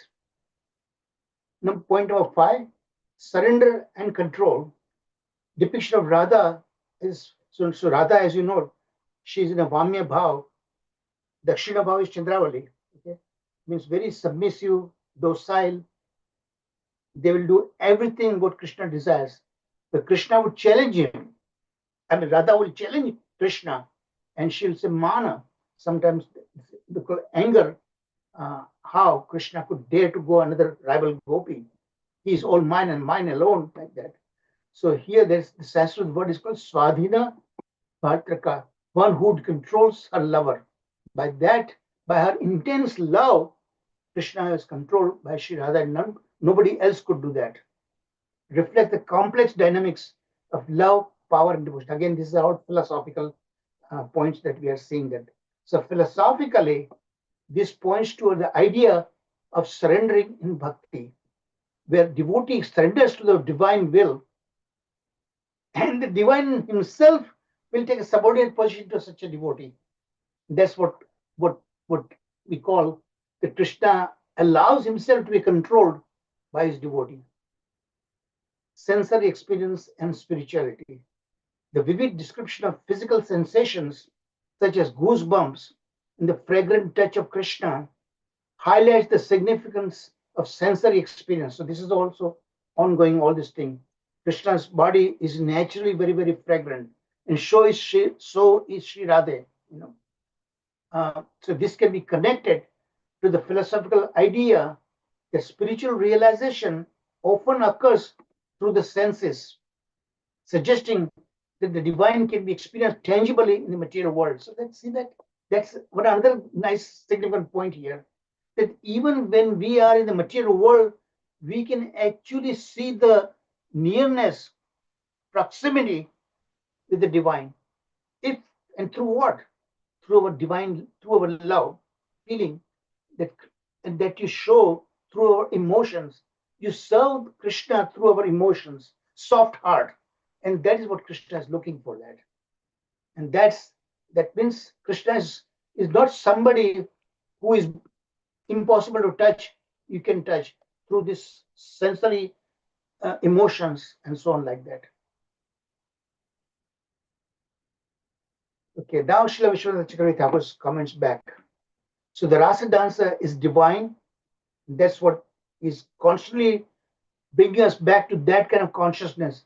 You have to think about Krishna in that consciousness that he is divine and enchanting pastimes. Although his Aishwarya is always takes a backseat to such Ragatmika Bhakta, as Sharad Prabhuji already explained to us, that these gopis are Ragatmika, Raga Atmika devotees, means their very self, the Atma, is devoted to Krishna, very self. So Krishna and the gopis are in that kind of platform. So that again answer that question, negates that accusation that Parishit Maharaj is making on behalf of those people who are in material consciousness. Because what you say, your eyes react to that. What you directly say may not be reality in that. What they're seeing from their body is like a frog in a well. The frog thinks that this well is the ocean as far as that frog is concerned, but he has no idea what the real ocean is, that in terms of giganticity. So what they saw, the Krishna is touching the breast of these gopis, and gopis are taking Krishna's hand, putting on their breast. That is not exactly what you see there. You see that's the reality. There's no denial. But these gopis and the Krishna, they're acting on a completely different level. And their body, even though it seems like a physical, but it's not physical, because their body and the soul are completely on the same platform, transcendental platform, because a physical eroticism is because the modes of passion and ignorance, especially passion. But here that is not there within Krishna, nor there in the gopis. Both of them are on the transcendental platform. So you see that what those rishis see that was not exactly that. Even though it seemed like that what they're seeing, that's exactly what they're, but not really. If you think about it, and if you know the first 9 cantos, because that's why our acharyas say, don't read 10th canto directly. First you read 9 cantos and how Krishna is so powerful, so many wonderful things that he did, superhuman acts that ordinary people cannot do that.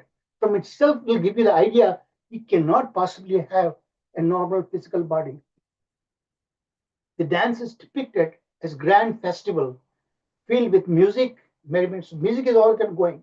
Gopis are singing, and Krishna is encouraging them to sing. He would glorify their singing and so on like that. The Rasa dance, divine and enchanting pastimes involving Krishna and the gopis, is a celebration of love, pure love, not at all mixed with the mode of passion and so on like that. Joy and complete on a spiritual platform and transcendental bliss. The gopis, full of desire, longing for Krishna, found their fulfillment after long, long separation. They're able to enjoy that meeting, proximity with Krishna. So now the Rasa dansa is almost over. And in fact, the Righteous said that Rasa dansa went that long. How long? The night of Lord Brahma, 4.32 billion years. But everything is compressed. And there's another very specialty of Krishna, that he is beyond time and space limitations. He can compress 4.3 billion years in single earthly night. At the same time, he can expand also. Okay, and space is near his far. That seemingly paradox is there. That's what we define God is like that. There's nothing that he cannot do, even the seemingly from earthly standard. So we need to come out of our earthly dogmatic thinking.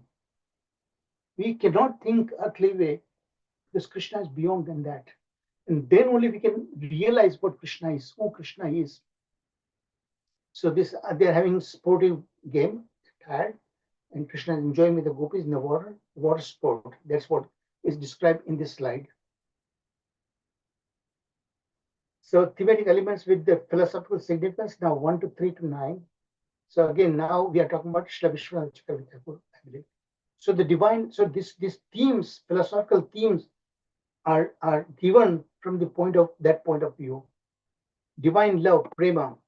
The Rasa dancer embodies the essence of divine love. So that repeatedly our acharyas are pointing out that this love is of completely different domain, not of earthly realm. It's divine love. A love with the supreme God and his very, very high class devotee who are on the same platform, spiritual platform. The gopis wants to give pleasure to him, not thinking that how Krishna could give me pleasure. By my giving pleasure to Krishna, And if he feels happy, then that is my pleasure. So there is a giving kind of consciousness there, not receiving conscious. The love that transcends material desire. So that separates the earthly lust, what we call prema, is not prema but the lust. And here the true prema is on that level. How can my beloved can be made happy and satisfied with my seva? Unity and diversity. See that? Paradox. Krishna expands himself to dance with each gopi. Now that is the verse I've told you about, a translation, but Vishwanath Chakravarti Thakur doesn't think that way. And I told you his three reasons for that. Symbolizing the concept of unity within diversity. Each gopi experiences Krishna's love uniquely in their own way, and that's how the acharyas could differentiate the way how each gopi reacted in the dance when Rasa dance was going on. Each gopi experiences Krishna's love uniquely, and that is the specialty of Krishna, the Supreme God. Yet they are all connected to Him. The unity in diversity highlights that while there are many paths and experiences, they all lead to the same divine source. The nature of reality. The Rasa dance blurs the lines between material and spiritual realms. So that's again, I've been, thinking about my dissertation, my hypothesis, how to connect science and spirituality. Science can only deal with that which is made of material elements. Spirituality is completely devoid of matter. So how do you put together? How do you bridge together the conflict? So here that is what pointing out that the nature is created by Krishna. That is there. So there must be some connection, some communication between the spirit and matter. So all these clues I get from the scriptures. The nature of reality. This Rasa dance blurs the line between material and spiritual realm. The dance is described as a festival that is both a physical event and spiritual experience. Seemingly, it is on a physical level, but in reality, it's all on spiritual level. So both physical and spiritual, they are again kind of mixing each other. The dance illustrates how spiritual experience can be accessed. So divine is not someone who is not accessible. Even we in the material body, Krishna is accessible to us if we connect with Him through our Atma, spiritual level. Our emotions again, of course, felt founded by the heart. So that's the material plane. But so remember I told you before in one of the classes, the body-mind complex, when you're a material conscious, body-mind complex, we want to enjoy sense gratification, then we cannot come on spiritual level. But the same body-mind, so that makes us go through this translocation, having to keep on repeated birth, repeated death, same body-mind complex, Antahkarana, but same body-mind complex through which we serve Krishna, then completely different outcome is there. So the same body-mind complex, through matter, we can connect with ourselves with Krishna. And that's why Krishna makes himself available through his potency. The role of Yogamaya, and whatever Krishna desires, immediately puts in reality by his Yogamaya potency, internal potency.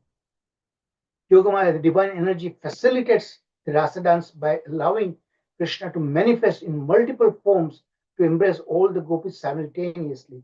Again, multiple forms, again, you have to think it from a different way. So this highlights the multiple levels, and swiftly is moving. It gives the appearance that he is multiple levels, multiple forms, but it's just how swiftly he moves around. It highlights the concept of divine will and the interplay of energies in the spiritual realm. It suggests that the divine orchestrates events to fulfill the desire of his devotees. And that's what Krishna does that. Reinforcing the belief in a personal God. So again, devotees don't think about just Brahman, Advaitavada philosophy. They go beyond that. Brahman is his Brahma Jyoti, but the supreme is Bhagavan. So Brahman, Paramatma, and Bhagavan. The Bhagavan realization is the complete realization. So devotees always think Krishna because only in the personal form, and that's why Krishna comes in a personal form, in the deity form, the form that is made of material elements, so that he can receive our seva, because we have material body. Ecstasy and bliss, ananda, there is chit, sat chit ananda, right? So that bliss, ultimate bliss, is gotten by such devotional connection with the Supreme. The gopis experience profound ecstasy during the dance, which is described in terms of physical sensations and emotional highs. This reflects the ultimate goal of spiritual practice. In many traditions, the attainment of bliss, ananda, through union. So this is what it is. Whatever the pain they went through, that it's now climaxed into that bliss that they are now experiencing. Transcendence of social norms. The Rasa dance occurs outside social norms, with Krishna, a divine figure, engaging with the gopis who are ordinary cowherd girls. The challenges conventional views on morality. So this is what happened. Krishna, for the gopis, for the sake of Krishna, they violated Vedic injunction. But they were supposedly married to so-called husbands, and yet they gave up everything when Krishna wanted them to come in the forest. Krishna, Yudhishthira, who never spoke lie, right? So Krishna said, say like this. And knowing that, Narova Kunjara, he said that, right? So that's what is. That's ultimate in Bhagavad Gita also. Toward the end, Sanjay says that, right? Ultimate principles of morality is what Krishna says, that is ultimate morality. So that he can see beyond time and space. Neither of us can do that. So ultimately, he wanted to install Yudhishthira Maharaj. That was the main reason. The Rasa dance outside societal norms, with Krishna, a divine figure, engaging with the gopis who are ordinary cowherd girls. So this challenges conventional view. Now listen carefully. This challenges conventional view on morality and spirituality. So what Parishad Maharaj is saying on behalf of those sages who did not see it from a spiritual terms, so that is what he's saying, that the so-called, they thought, how could Krishna, who is supposedly the one who established religious principle, could be doing, which is outright, it looks like immoral, dancing, touching breast, and so on like that. So intimately interacting with these girls who are supposedly married to others. How could he do that? So that morality on a material level is do not necessarily reflect what is in the spiritual level. Because ultimately these gopis were this eternal consort. They were not married. Who married these gopas is their shadow forms that we saw. We come across repeatedly on that. So they are really not somebody's wives. That is his own consort that he was interacting with. And they are eternal consorts. Gopas married only the shadow forms that created by Yogamaya that we saw in another course. Okay, the role of feminine energy. So now here, even on a spiritual level, there is a masculine and feminine. These gopis are on the feminine level, but they are his Shakti. As Krishna said in Brahma Vaivarta Purana, that my power, my potency is Sri Radhe. So these gopis are his feminine energy. The gopis represent divine feminine energy, which is essential to Krishna's play. Their love and devotions are central to the Rasa dance. So everything is the spiritual love.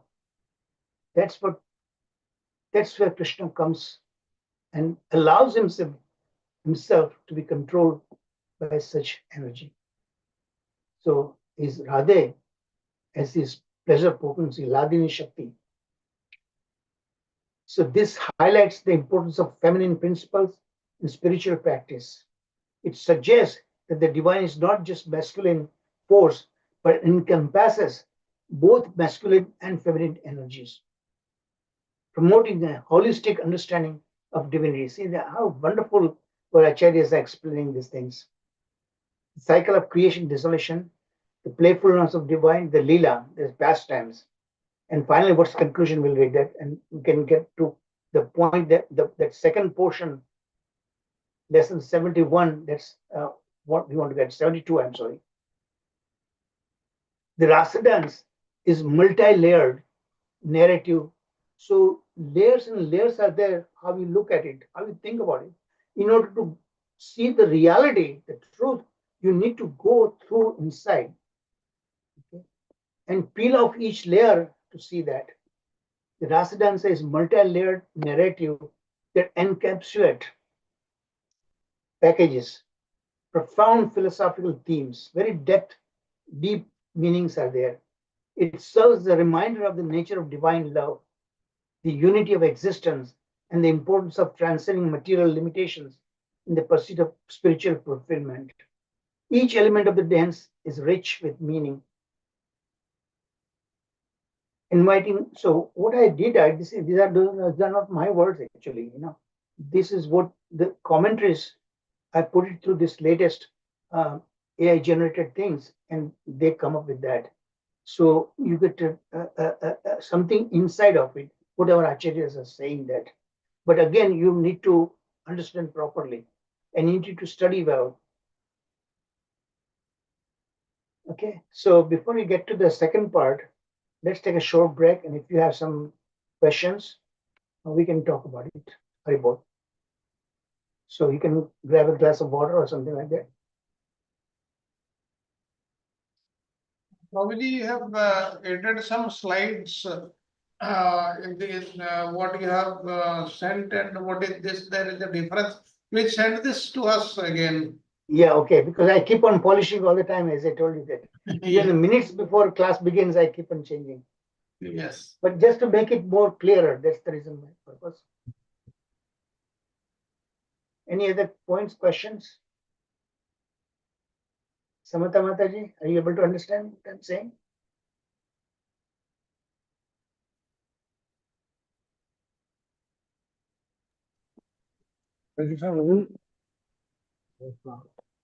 Who is there?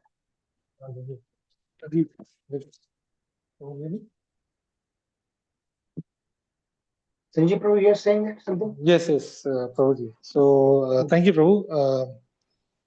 So the Rasa Mandal, Rasa Utsav, Rasa, I think you made 2 or 3 terms. The difference between them was a bit unclear to me, Prabhu. If you may explain that once again. Yeah, Rasa, of course, there's dancing with the gopis in the circle and so on like that.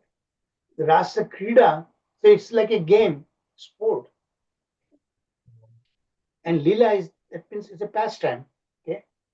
And the Rasa Utsava, so it's like a festival. It's the whole thing, okay. It's like a big festival, but spiritual festival. Understood. I can show you that slide again after the class is over. Yeah, sure. Hare Krishna Prabhuji, Dandavat Pranam. Sorry, I was away when you called me. No, not at all, Samita Mataji. Yes. Yes, Any Prabhuji, questions? No questions, Prabhuji, only appreciations. Very wonderful class today. Thank you, Coming Mataji. to You've the been very kind. You're very kind. coming to the climax of Panchodhyaya series. Yes. So tomorrow we will complete all the 172 verses, Prabhuji, of the Panchodhyaya. Okay. Sounds great. You Yes, did a Prabhuji. wonderful job. Wonderful job. Thank you, Prabhuji. And there's a lot of work. I know that. And your entire group, Kirtan group, must be congratulated for that. Yes, Prabhuji, all of us. Work in. That's what I like. You work in close concert. Yeah, thank you, Prabhuji. Haribol. So please let us know for the upcoming classes because we are completing the Panchodhyaya. Okay. Yeah.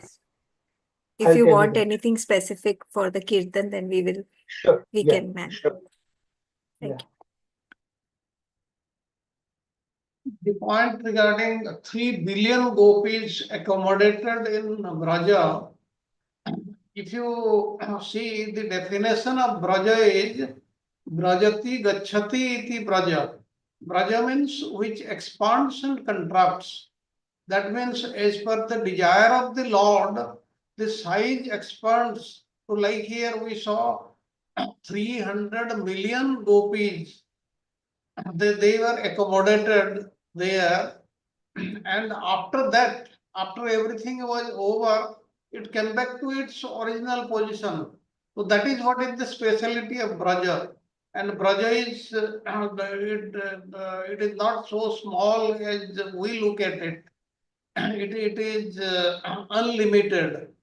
And that comes as per the wish of the Lord. Whenever there is a requirement, it expands. And when time also he compressed. Remember, he said yes, it lasted whole through Brahma's night, which is how long it is. yes, Billions years, yes.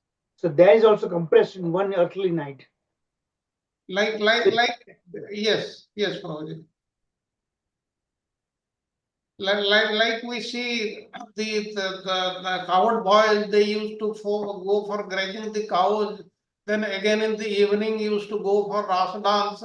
If you total up, it will comes to about more than 150 kilometers per day, which nobody can walk. But they used to traverse that distance.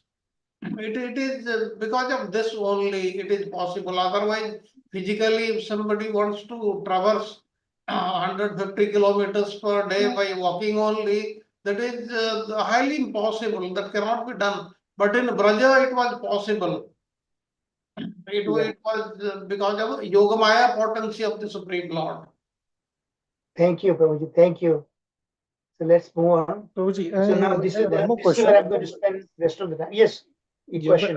but I can probably wait till the end of the class. That's fine. No, go ahead. Please tell me. What do you? So, in this, Vishwanath Chakravarti Thakur is proving that it is not Krishna expanding into multiple No, with the he said same that it's Krishna. not. Yeah, And he says it's not, but he's saying it's the same Krishna moving at a rapid speed. moving Right. at a rapid speed. That's what I'm saying. Yeah. Now, Krishna can do both. He can move at He rapid can do speed it. also. He It's can already expand also. right? he's about his desire. He can do anything. Yeah. And So why Yogamaya will is make that happen. Yeah, so here's my question. My question is, why is Vishwanath Chakravarti Thakur trying to prove that it's one Krishna moving at rapid speed? Like, is there something more beyond that he's trying to establish here? In Or that is slide, he gives 3 reasons for that. One is that emerald, which is symbolizes yes. Krishna, Got it. is in Got it. singular form in a golden necklace. So it's like a 3 billion gopis are there in that whole necklace. And he's the center emerald. Okay. Yeah, That and makes sense. then other thing that he told that he defines Madhya in between. So the Krishna is in the center, but from center he goes to periphery, dancing with all the gopis. And the third thing is he talks also about the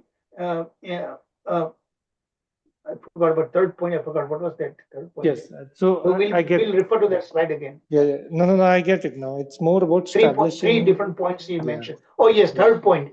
Third point he says that where it seems the word seems to say that he multiplied himself that many forms, but he said that is not clear cut that we can make that conclusion. That Sanskrit word is not clear cut. Yes, I understand now. It's more about establishing more about the superiority and the unique position there. And the Sanskrit grammar, he dissects that verse, Okay, so now this is the key slide that we are going to do the rest of the time, okay? Next 30 minutes. And last 30 minutes, of course, we always reserve for discussion, interactive discussion, okay? So Sukadeva Goswami resolves Parikshit's puzzlement over Krishna dancing intimately with other cowherd men's wives. And again, I'm telling you, it's not Parikshit himself is doubting. He is asking this question on behalf of those sages who are there in their assembly. So, chapter and lesson 72 now, verses 26 to 28, that he's asking this question. So it's clearly puzzled Parishit Maharaj. And devotees don't make conclusion right away like that. When something doesn't make sense, you will always ask the spiritual master or senior Vaishnava that how do we understand this paradox like that. So he's asking Sukadeva Goswami to explain. And Sukadeva Goswami will explain to him quite persuasively. So ask Sukadeva Goswami as to how do we understand that Lord Krishna, who is Aptakama, self-satisfied, the enunciator, the one who established religious principles, okay, the institutor who instituted that, and the protector of the principles of dharma, apparently committed himself a contemptible, outrageous, abominable, great deviation. So there is no question about it, according to in that sentence, that he did commit. But again, I told you what you see, that is sometimes not necessarily a reality. What you saw, there is no denial. Krishna did touch all these women's gopis in an intimate way, and these gopis were supposedly married to other men. So that sentence is right. But what's the true reality? That in Gopala Champu, Jiva Goswami proves very clearly that these gopis were his own consort, eternal consort, and they were created by Yogamaya, the duplicate forms. Those duplicate forms were the one which were married to other gopas. So in reality, they were not somebody else's wives.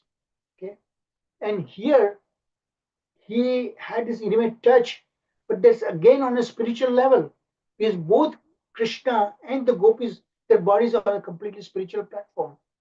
Okay, so it cannot be that, because a physical level of kind of intimacy is because of the mode of passion. Only passion created that. But here that's out of question. So he's saying that act of fondling the wives of other men, in Sanskrit word called abhimarshanam. In fact, that if you go back to the Srila Prabhupada, that the word itself, abhimarshanam, is expanded to explain the meaning. What exactly what is when we say he was fondling, So it seemed like that it was on a physical level, right? Fondling breast of the gopis. So it seemed like that. How do we explain that? Because there again, the entire body, everything was spiritual. Everything was spiritual. So, and then verse 29 to 39, Sukadeva Goswami is going to explain, and he is completely removes all the doubt and resolves very satisfactorily in a very believable way. Sukadeva offers a very persuasive explanation.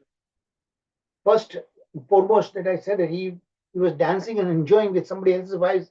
I told you that is completely negated. But those were not, the gopis were not somebody else's wives.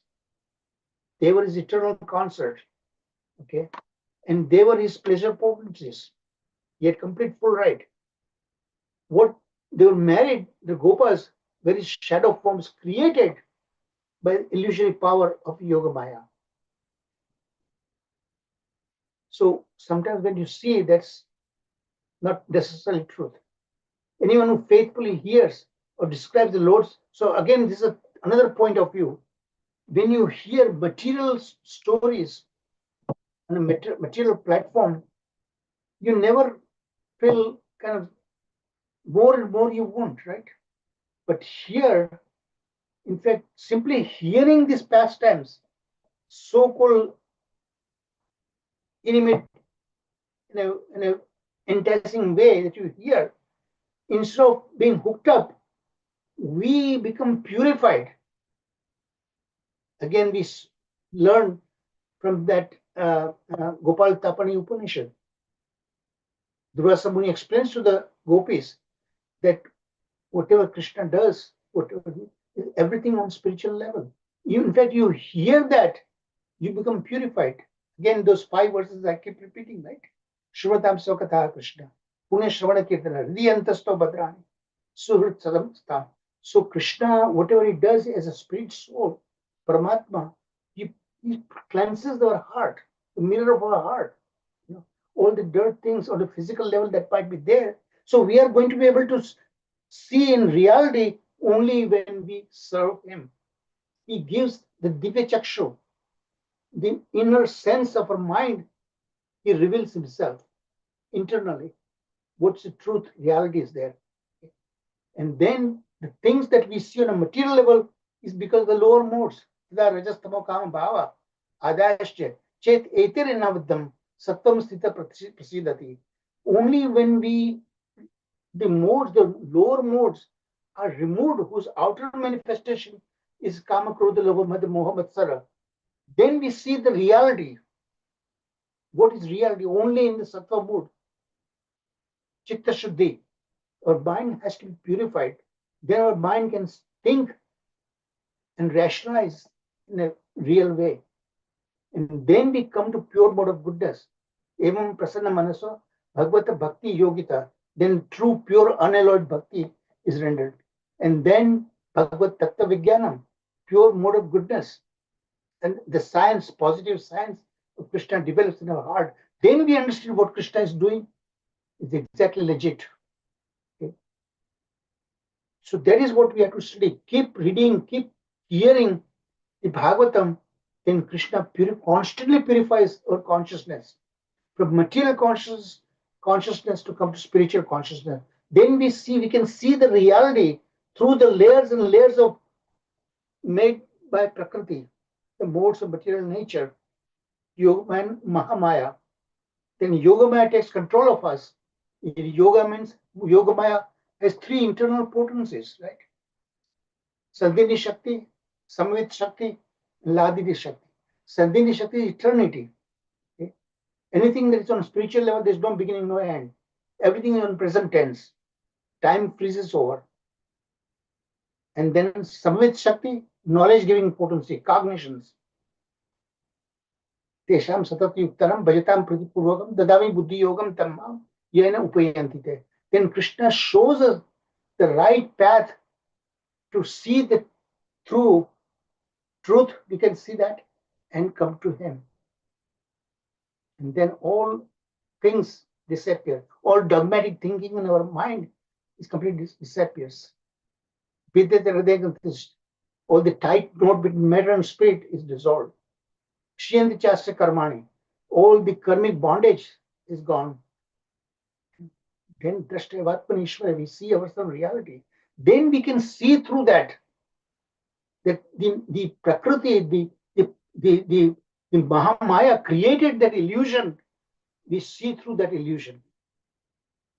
The Mahamaya is, of course, is an expansion of Yogamaya.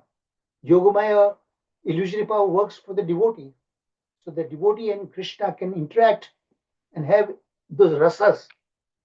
They can exchange each other. This Mahamaya, her job is to keep us in the material plane, away from Krishna. So you see, everything is very logically explained there. So now let's go through the how Sukadeva Goswami is going to explain each term, which is quite instructive for the conditions of the. So first he begins, Sukadeva begins with the lower level. That even, what to speak of Krishna, even the demigods, devas, sometimes they do act in a questionable way, like Indra. Indra seduced the wife of Gautama Rishi, right? Because being the king of the demigods, he had the power called Kaya Pravesha. So he entered in the body of Gautama Rishi, who was actually taking snana, bath in the river, early morning. So what Ahalya saw, his own husband returned. So she was not at all at fault. But Indra seduced her. So Indra did so many things like that. And yet, Indra is not punished. Ultimately, he is appointed by the Lord himself, So many different cases. So he begins, Sukadeva begins that even the demigods, so-called transgression of the religious principles, they are not at fault. They are not punished. So what to speak of Krishna, the supreme person of Godhead? Look at the material plane, police, violating the law of speed, driving 60, 70, 80 miles an hour. But why are they doing? They are trying to catch a criminal. So they are sometimes in the way of duty. Sometimes they may have to kill a person also, and yet they are not held responsible for that. Even a material plane like that. So what to speak of Krishna? Krishna is way beyond that. So then question might come about, should he establish a, a role model? Because Krishna says those who are perfect people, they are supposed to set a role model. So here also, Krishna says, Durasabuni explains very nicely that Krishna says that if you hear that this same pastimes, actually your heart is going to be purified. You get a divya chakshu. You can see the reality pass through the Maya's curtain. Because Maya gives a twisted form of the reality. So Parishad puzzle reflects a profound philosophical dialogue centered on the nature of divinity and the action of Lord Krishna, particularly in the context of his pastimes and the gopis. Now listen very carefully. These slides are extremely important. King Parishad raises, and these slides, they are nothing of mine. Okay? They are our Acharya's comments. And I put through that AI generated technology. King Parishad raises critical question regarding the apparent contradiction. But whatever you see on the slides, that is based on my readings of those purports, okay? Especially considering the status as an embodiment of dharma and supreme fulfillment, aptakama. So that's what Parishad Maharaj is saying, that he is aptakama, self-satisfied. Why did he need this thing to do these things, So Suka's response acknowledges that Krishna's action, which might seem irreligious or morality ambiguous, so there is no denial. Okay, what they saw, that is there, but the inner truth that people are not known, people don't know about it, because most people don't know that as gopis, the original gopis were not married to the gopas, so they were not somebody else's wives, and that we learn it in Sri Gopala Champu, right? Radha Tattva also we learn quite a bit. Serves a higher purpose and are essential to divine Leela pastimes. King's concerns highlights the tension between conventional morality and transcendental nature of the divine. So see again, what we see on a material level, that laws and that logic, material logic, does not work when it comes to the spiritual aspect of Krishna, because he works on a completely different platform that we are not used to it. We can see only so much with our material eyes and so much with our limited intelligence we think. From our domain, it's called dogmatic thinking. If you are made to think like that, you're taught right from beginning a particular way, you're always going to think within that restricted box. So you have to think, even a scientist, I learned it. If you want to be inventive, then you need to see outside the box. Things, even though, look at the Isaac Newton, who discovered the laws of gravity. When the apple fell from tree to the bottom on the earth, most people would not just completely say, what is so different about it? What's so wrong about it? That's normal there, right? But he thought it completely different. Why did the apple did not go sideways or go upward? Why it fell exactly perpendicularly to the ground? That's how he discovered, But then there's a story also, amusing story, that these scientists, when they think like that, sometimes ordinary things would not occur to them because they channelize their intelligence in a particular way. So when he had these two cats, bigger cats and a smaller cat. So he called a carpenter and drilled a hole, because he always used to work in his basement laboratory. So he called carpenter to drill a hole in his door so the cats can go in and out. So bigger hole for bigger cat, smaller hole for smaller cat. The carpenter was scratching his head. This great scientist cannot understand if I just punch a bigger hole, the small cat also can go. Why do I need to punch two different holes? So sometimes the scientists are like that. But nevertheless, you have to, if you want to be inventive, you don't ask the question whether it's possible or not. Why it is impossible. Think like that. So critical thinking is all about like that, which looks like ordinary, but within ordinary you have to see extraordinary things. The Parishad reference to the doubt of many underscores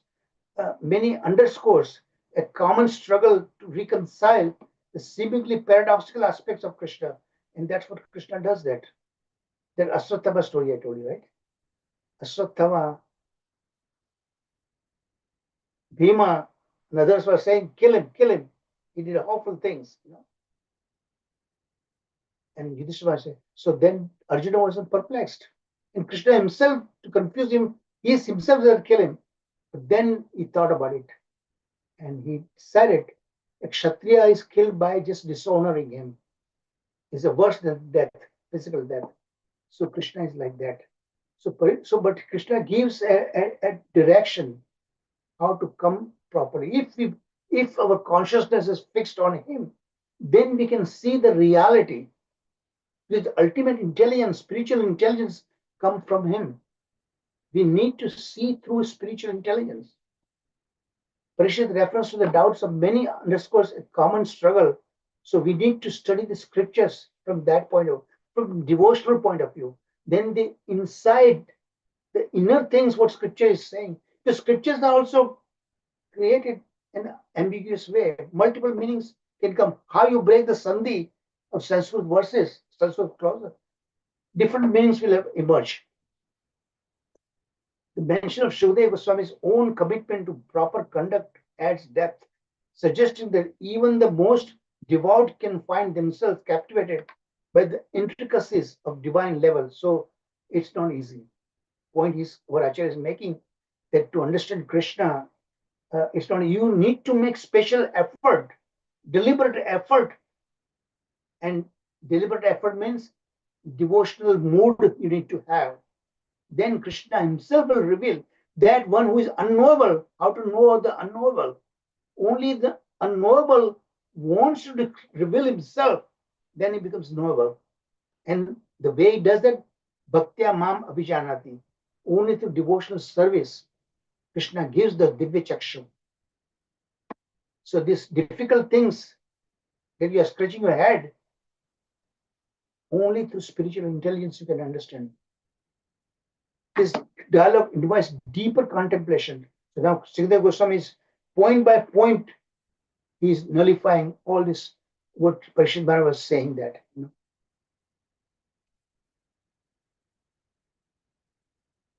So 15 minutes, I got to wrap up. So dharma versus adharma. The dialogue ripples with the complex relationship between the moral duty, dharma, and apparent immoral actions. Now see the apparent. What so-called adharma, that people see what the way Krishna did it in Mahabharata war and everything, that's not it is. He can see beyond time and space. We cannot.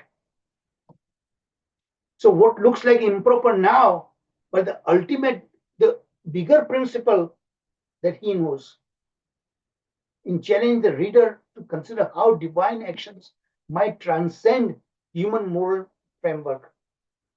We have these closed eyes, like horse. Horse have this, they can see only front only, sideways they cannot see. Yeah, and Krishna can think three-dimensionally. That this theme encourages a re-evaluation of ethical standards and suggests, so this acharyas are how they are able to make sense, because they are in that kind of devotional mode. They can see, Krishna shows them the angle of vision that we don't have. And we follow in their footsteps. Then we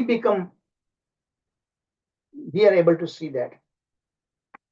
Divine Leela, the concept of Leela suggests that actions of deity, including the Krishna, are part of divine play that serves a greater cosmic purpose. This invites followers to see life as a manifestation of divine play. Okay, nature of God, Krishna as Aptakama. Now he's answering that. The Krishna has said that Krishna is Aptakama, self-satisfied. Why does he need to act that way with gopis? So he's saying Krishna being described as Aptakama, one who desires are fulfilled, raises question about the nature of divinity and desire. If God is complete, why does he engage in actions that appear to fulfill desires? So the answer, this can lead to an understanding that divine love is not selfish or limited. Rather, it is about the joy of relationship and the expression of love in various forms. So much depth is there. The spiritual so-called prema is so deep, you really have to have a devotional eyes. The role of devotion. So Krishna will reveal himself to us, just as he's revealing to all these acharyas. Parishad inquiry reflects a deep concern for understanding devotion in the nature of relationship between the divine and the devotees. That's why he said that Bhaktya Bham Abhijanati. You will see the truth only if you surrender yourself to me. Then I will let you see that most people are not able to see. This emphasizes the importance of bhakti, devotion, in spiritual life, suggesting that devotion can lead to union with the divine. Let me turn off this. This cell phone is bothering me. This emphasizes the importance of bhakti in spiritual life, suggesting that devotion can lead to union with the divine that transcends. So then Krishna will himself make us see the truth. And just by simple intelligence, you think, but how could a supreme intelligence can go wrong? By definition, they cannot go wrong. If he is supreme, how he knows what is right and wrong? Human limitations in understanding the divine, the doubts expressed by Parikshit Maharaj highlights the inherent limitations of human understanding. We have this limited understanding. We can only see only so much when grappling with the divine mystery, because these gopis were created shadow forms that we cannot see it. Only when that is revealed in Acharya's comments, then we see that. And that truth is revealed to them, such high level devotees, then we can see that. And that's why we need to follow in their footsteps. This theme suggests that faith is essential in spiritual pursuits, as reason alone may not suffice. So this material reasoning, material logic cannot work when it comes to spiritual level. How Krishna could be here, he could be there. He could be inside, he could be outside. That defies material logic completely, right? But Krishna could do that. So that is what you should think. Mystery of divine relationship. Relationship between Krishna and the gopis represents the height of spiritual love and devotion, transcending ordinary relationship. So that love that's taking place on a spiritual platform, how are we going to understand that? Because we never have seen what spiritual world is like. The laws were completely different there, not just material laws. The faithful upholder of views, Suvrata. So one who is faithful upholder of the vows to worship the God, to worship Krishna, to serve him with loving devotion, then we can see. Shukdev's character is committed practitioner raises question about the nature of righteousness in the face of divine mystery. So this is what we see that here. So this theme suggests that true understanding and devotion may sometimes require stepping beyond regional. So you need to come out of the box. That is so-called out-of-box thinking. The dogmatic thinking, you need to bypass that. Then you are going to discover new things, new way of looking at things. So Shastra, as we know, scriptures, they are coming straight from Krishna. They are not man-made. So learn Shastra. But Shastra also could be deliberate ambiguities there. So how to interpret? So then you need a guru who is self-realized, who can make us understand the true import of the Shastra, the verses. So that's what we need to. That's why he said Bhagavad Gita. You go and find a person who has seen the truth. The final conclusion, these thematic elements together create a rich tapestry. Tapestry means rich complexity of the philosophical inquiry.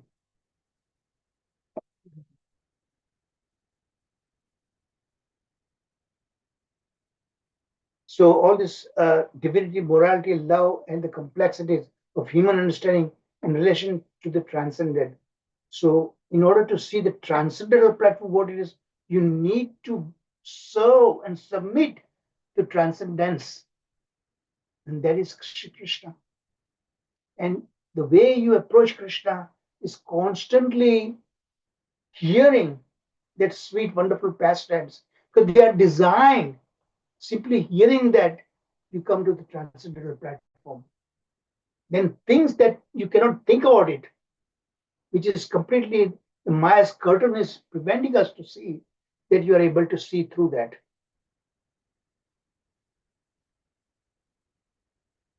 Rajagopis are Krishna's eternal concerts. See that? That Sukadeva Goswami is finally coming to that point. Anticipating Parikshit's possible question that Raja, they are still, if that argument is there, that this gopis were are his eternal concert, but then Parikshit Maharaj point out, yeah, that could be true. But right now in this earthly Vrindavan, they happen to be the wives of the gopas. So Krishna could still be wrong on that, right? So he is pointing out that. Anticipate.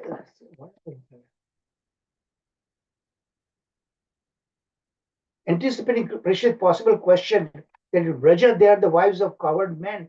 However, it was Yogamaya's arrangement that coward men married only the shadow forms of those gopis, and that we learned from Sri Gopala Champu. Nonetheless, to experience Parakya Bhava, the gopis were made to believe the consciousness Yogamaya created that they were married, even though they were not. So Krishna could enjoy this Parakya Bhava. Divine authority and irreligion. The text begins so. The point is here that when we are not on the devotional platform, we should not blindly follow and copy what Krishna does. That, but what Krishna does, a lot of superhuman things, we cannot do that. And the example is given by Lord Shiva. He drank the most potent poison, Kalakota, and things didn't happen to him. But if we try to do it, we'll be died. We'll be dying. So don't follow what Krishna does blindly, because we are not on that platform. Moral examples and consequences. Sukadeva Goswami clarifies that while demigods may act rashly, their actions should not be emulated, should not be copied blindly by ordinary mortals. As such, imitation could lead to ruin. The analogy of Lord Shiva drinking poison exemplifies how divine beings are endowed with unique capabilities that ordinary beings do not share. Importance of aligning actions with scriptural injection is emphasized. Arjuna's situation exemplifies, even when instructed by Krishna adhere to broader moral principles, is crucial. It highlights a nuanced approach to dharma, where context and spiritual wisdom guide actions. So the right way of going through is in a devotional mood, you study scriptures. Then the scriptures will reveal the truth to us internally. It will be shown by Krishna to us. Because Krishna's his internal potency, Sabhavit Shakti, will allow us to see the truth.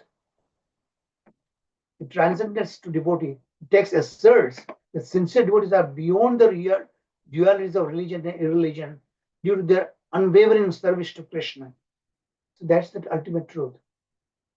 So simply keep hearing that, and the time will come, Krishna will begin to reveal the truth from behind when we are ready and when we are qualified to hear that. Until that, we need to be patient.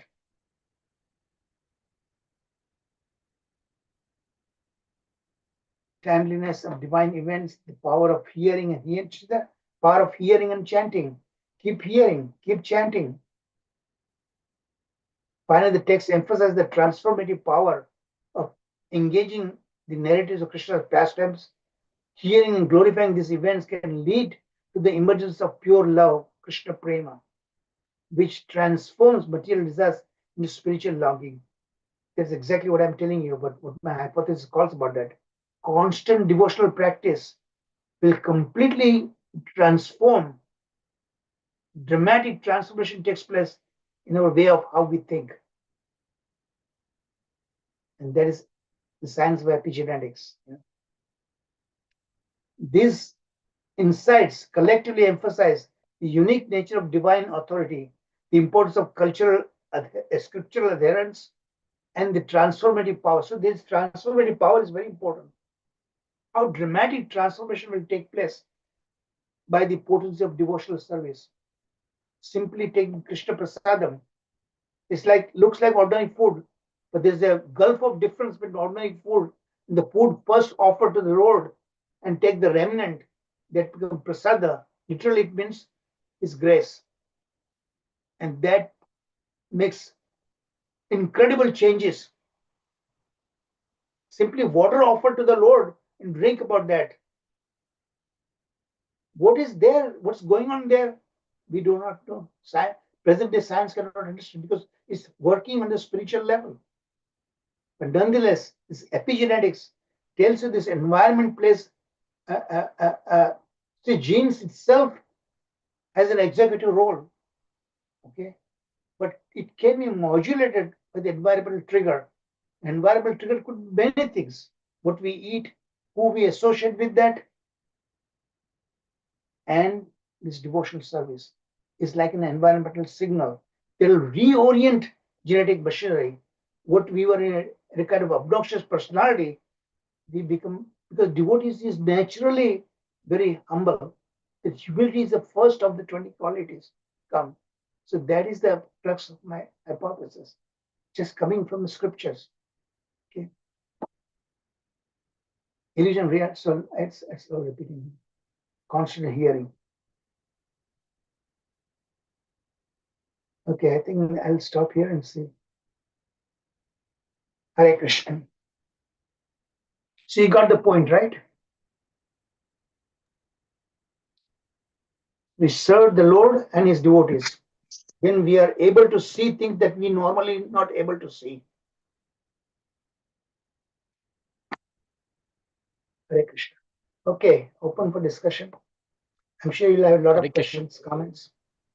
Yeah, Hare Krishna Prabhuji. So nice. And, going through, listening you so carefully. Prabhuji, the question comes as we are listening. Again, the same thing. Intimate pastimes are Lord, devotee. You have to be devotee, and then Lord reveals. Then, but for a Yes. common folk, because I see this in everywhere, right? In common folk, they don't have. They just see how come the Lord you worship so intently, perform the pastime. How to tell them? Just telling them, hey, you go come to the devotional service and the Lord will reveal. It doesn't go directly there. It's a very No, but difficult to yeah, convince. no, Yeah. that means that somehow or other you have to say that the food is tasty, real tasty, but you must taste to experience that taste, the nectar. Mhm. If you're just looking at it, how are you going to be able to judge how tasty it would be? Mhm. Mother will ask the child, Baba, you eat this thing. Child, no, I'm not going to eat that. Then what she will do that? She'll, like a medicine, she'll sugarcoat it. Mm. Sometimes the scriptures are sugar coated sometimes. The way the acharyas explain, sometimes that way they make you explain. So you have to taste yourself, you have to experience. You simply chant Hare Krishna for a little while, and your thinking will gradually change. Normal, the way you won't think, you'll begin to think that way. The chanting itself makes dramatic transformation in our personality. The spiritual intelligence, Krishna can give unlimited flow of spiritual intelligence if you utilize that intelligence given by him for his purpose, for his seva. That's what I'm trying to do right now, what I'm doing now. I don't have knowledge, anything like that. It's all knowledge from Bhagavatam I'm sharing with you. And then I'm applying the science I learned. And science is even though in material level, but I'm utilizing for the transcendental purpose, that science become spiritualized and reveals that thing within my mind. Same science, because Prakriti is ultimately, this material nature is ultimately coming from him. He changes it. It is there. So it is part of, nothing is separate from Krishna. There is no place there where Krishna is not there. Even the atom cannot function. The electrons orbiting around the nucleus, proton, neutron, that energy also comes from him. He is everywhere. He is the super soul. Even the atom is there. Without him being present, the atom cannot function. Yeah, Prabhuji, I think that is a good answer, because we encounter everywhere, and all the societies, all those dramas and all that is created with the Krishna, with that thing in mind and projected as he is a, different kind of God, and you crazy guys go and worship him and pray, but the answer is very good. This is the part devotional service, and the Lord reveals this is the transformation that takes place, and how to you experience that. That's the only way to conclude. There's no other way, Prabhuji, right? Yeah, That is the thank you. only way. Thank you. Yeah. But it will Thank come Utsaha Nishya Dharya. So you need to have patience also. It's not going to come to be revealed to you overnight, unless Krishna desires. Yeah, bro. Hare Krishna, bro. So Very thank you good, so yes. much, bro. Wonderful Thank you. class. Thank you. I mean, basically, Radha Vinod Prabhu's just my little understanding is that, for the coming to the Krishna consciousness, doing this firm bhakti is not an easy job. That's what Krishna also says in 7.28. Yesham to antagate papam jananam punyakarmanam. Until unless we clear our previous life sinful activities and present life sinful activities, it is very difficult to practice bhakti seriously. That's what Krishna himself declares. Absolutely. Because what I'm saying is that one we have calling every week so many people here, whom I am expecting that they will come, they will go. Whom I am not thinking they will be going, they will be staying sometime. It is a very surprising. That's why Srila Prabhupada says that in this moment, who stays is a very surprising thing. Who stays back is very surprising things. Who leaves is not much surprising. Anyway, the people tend to go. That's what I thought to share this experience with you, Prabhu. Thank you. And Thank you very Charu much. Prabhu, thank you so much for a wonderful Thank you. class. Prabhupada is to Yes. say sometimes Thank the you. misconceptions, ignorance that is built up on your mind that will prevent you to entry for the new information, right information. So he said this old slate you need to wipe out and then only write new things,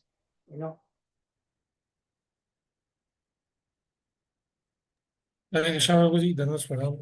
Oh, Hare Krishna, Prabhuji. Yes. Yes, wonderful class, Prabhu. Very, as Sarat Prabhu and you said, this is the clean part of the whole Bhagavatam. So, no question, but just two observation and takeaways. Like Yeah. क्या बोलते हैं, trying to find out the duty of a listener, the leader of the listener, like Shukdev Goswami.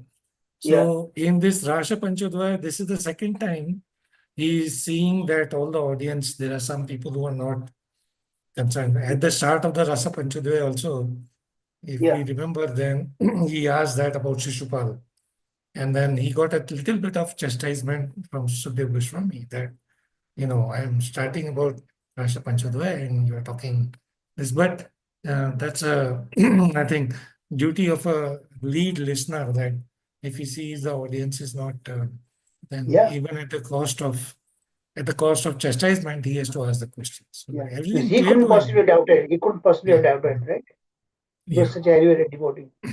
He couldn't. And secondly, the whole concept of the depth with which you went, all these different formations, and again, there is See, that's very interesting. Yeah, that was. thank you. Again, here it's only limited way it's shown, but our acharyas, Jiva Goswami, in Gopala Champu course, we learned quite a bit, right? Radha Tattva also we learned so much in depth. Priti Sandarbha, all these scriptures go much in greater depth. And that Krishna Sandarbha, Jiva Goswami goes at much greater length, all these things. Okay, Sharad Prabhuji, I'll give it to you now. Thank you, Prabhuji. Thank you very much. Nothing much to say. But here, one thing is very, very clear, which is coming. Whatever we have learned about Lord Krishna's activity, they are for hearing only. Yeah. We should hear them, and we should not try to imitate them, because we are not capable of imitating them. Like Krishna, when he was just a 6-day-old baby, he killed a demoness whose size was 6 crosses, that is about 19 kilometers. Like if we are brought a cup of hot milk, we will not be able to drink it straight away. But Krishna drank fire twice. We cannot we cannot go near a poisonous snake, but he danced on the hood of Kalia. We cannot lift a 1 kg weight stone for 7 minutes, but he kept the whole Govardhana hill on his left hand little finger for 7 days and 7 nights. So all these things we should learn. We should not.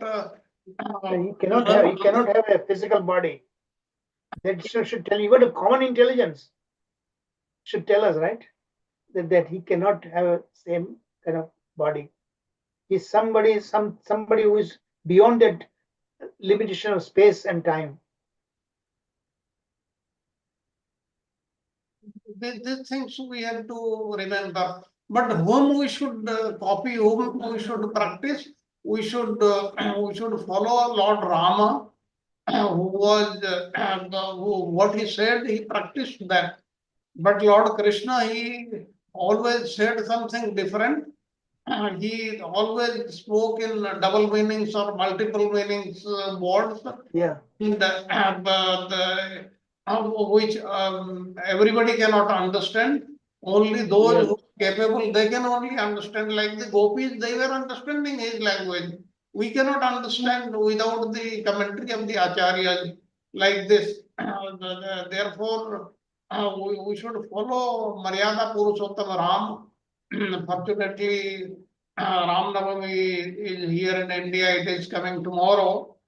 And we should hear about Lord Krishna's pastimes, like all these reasons he has given. And if you go through the 33rd chapter, many other things will be clear now.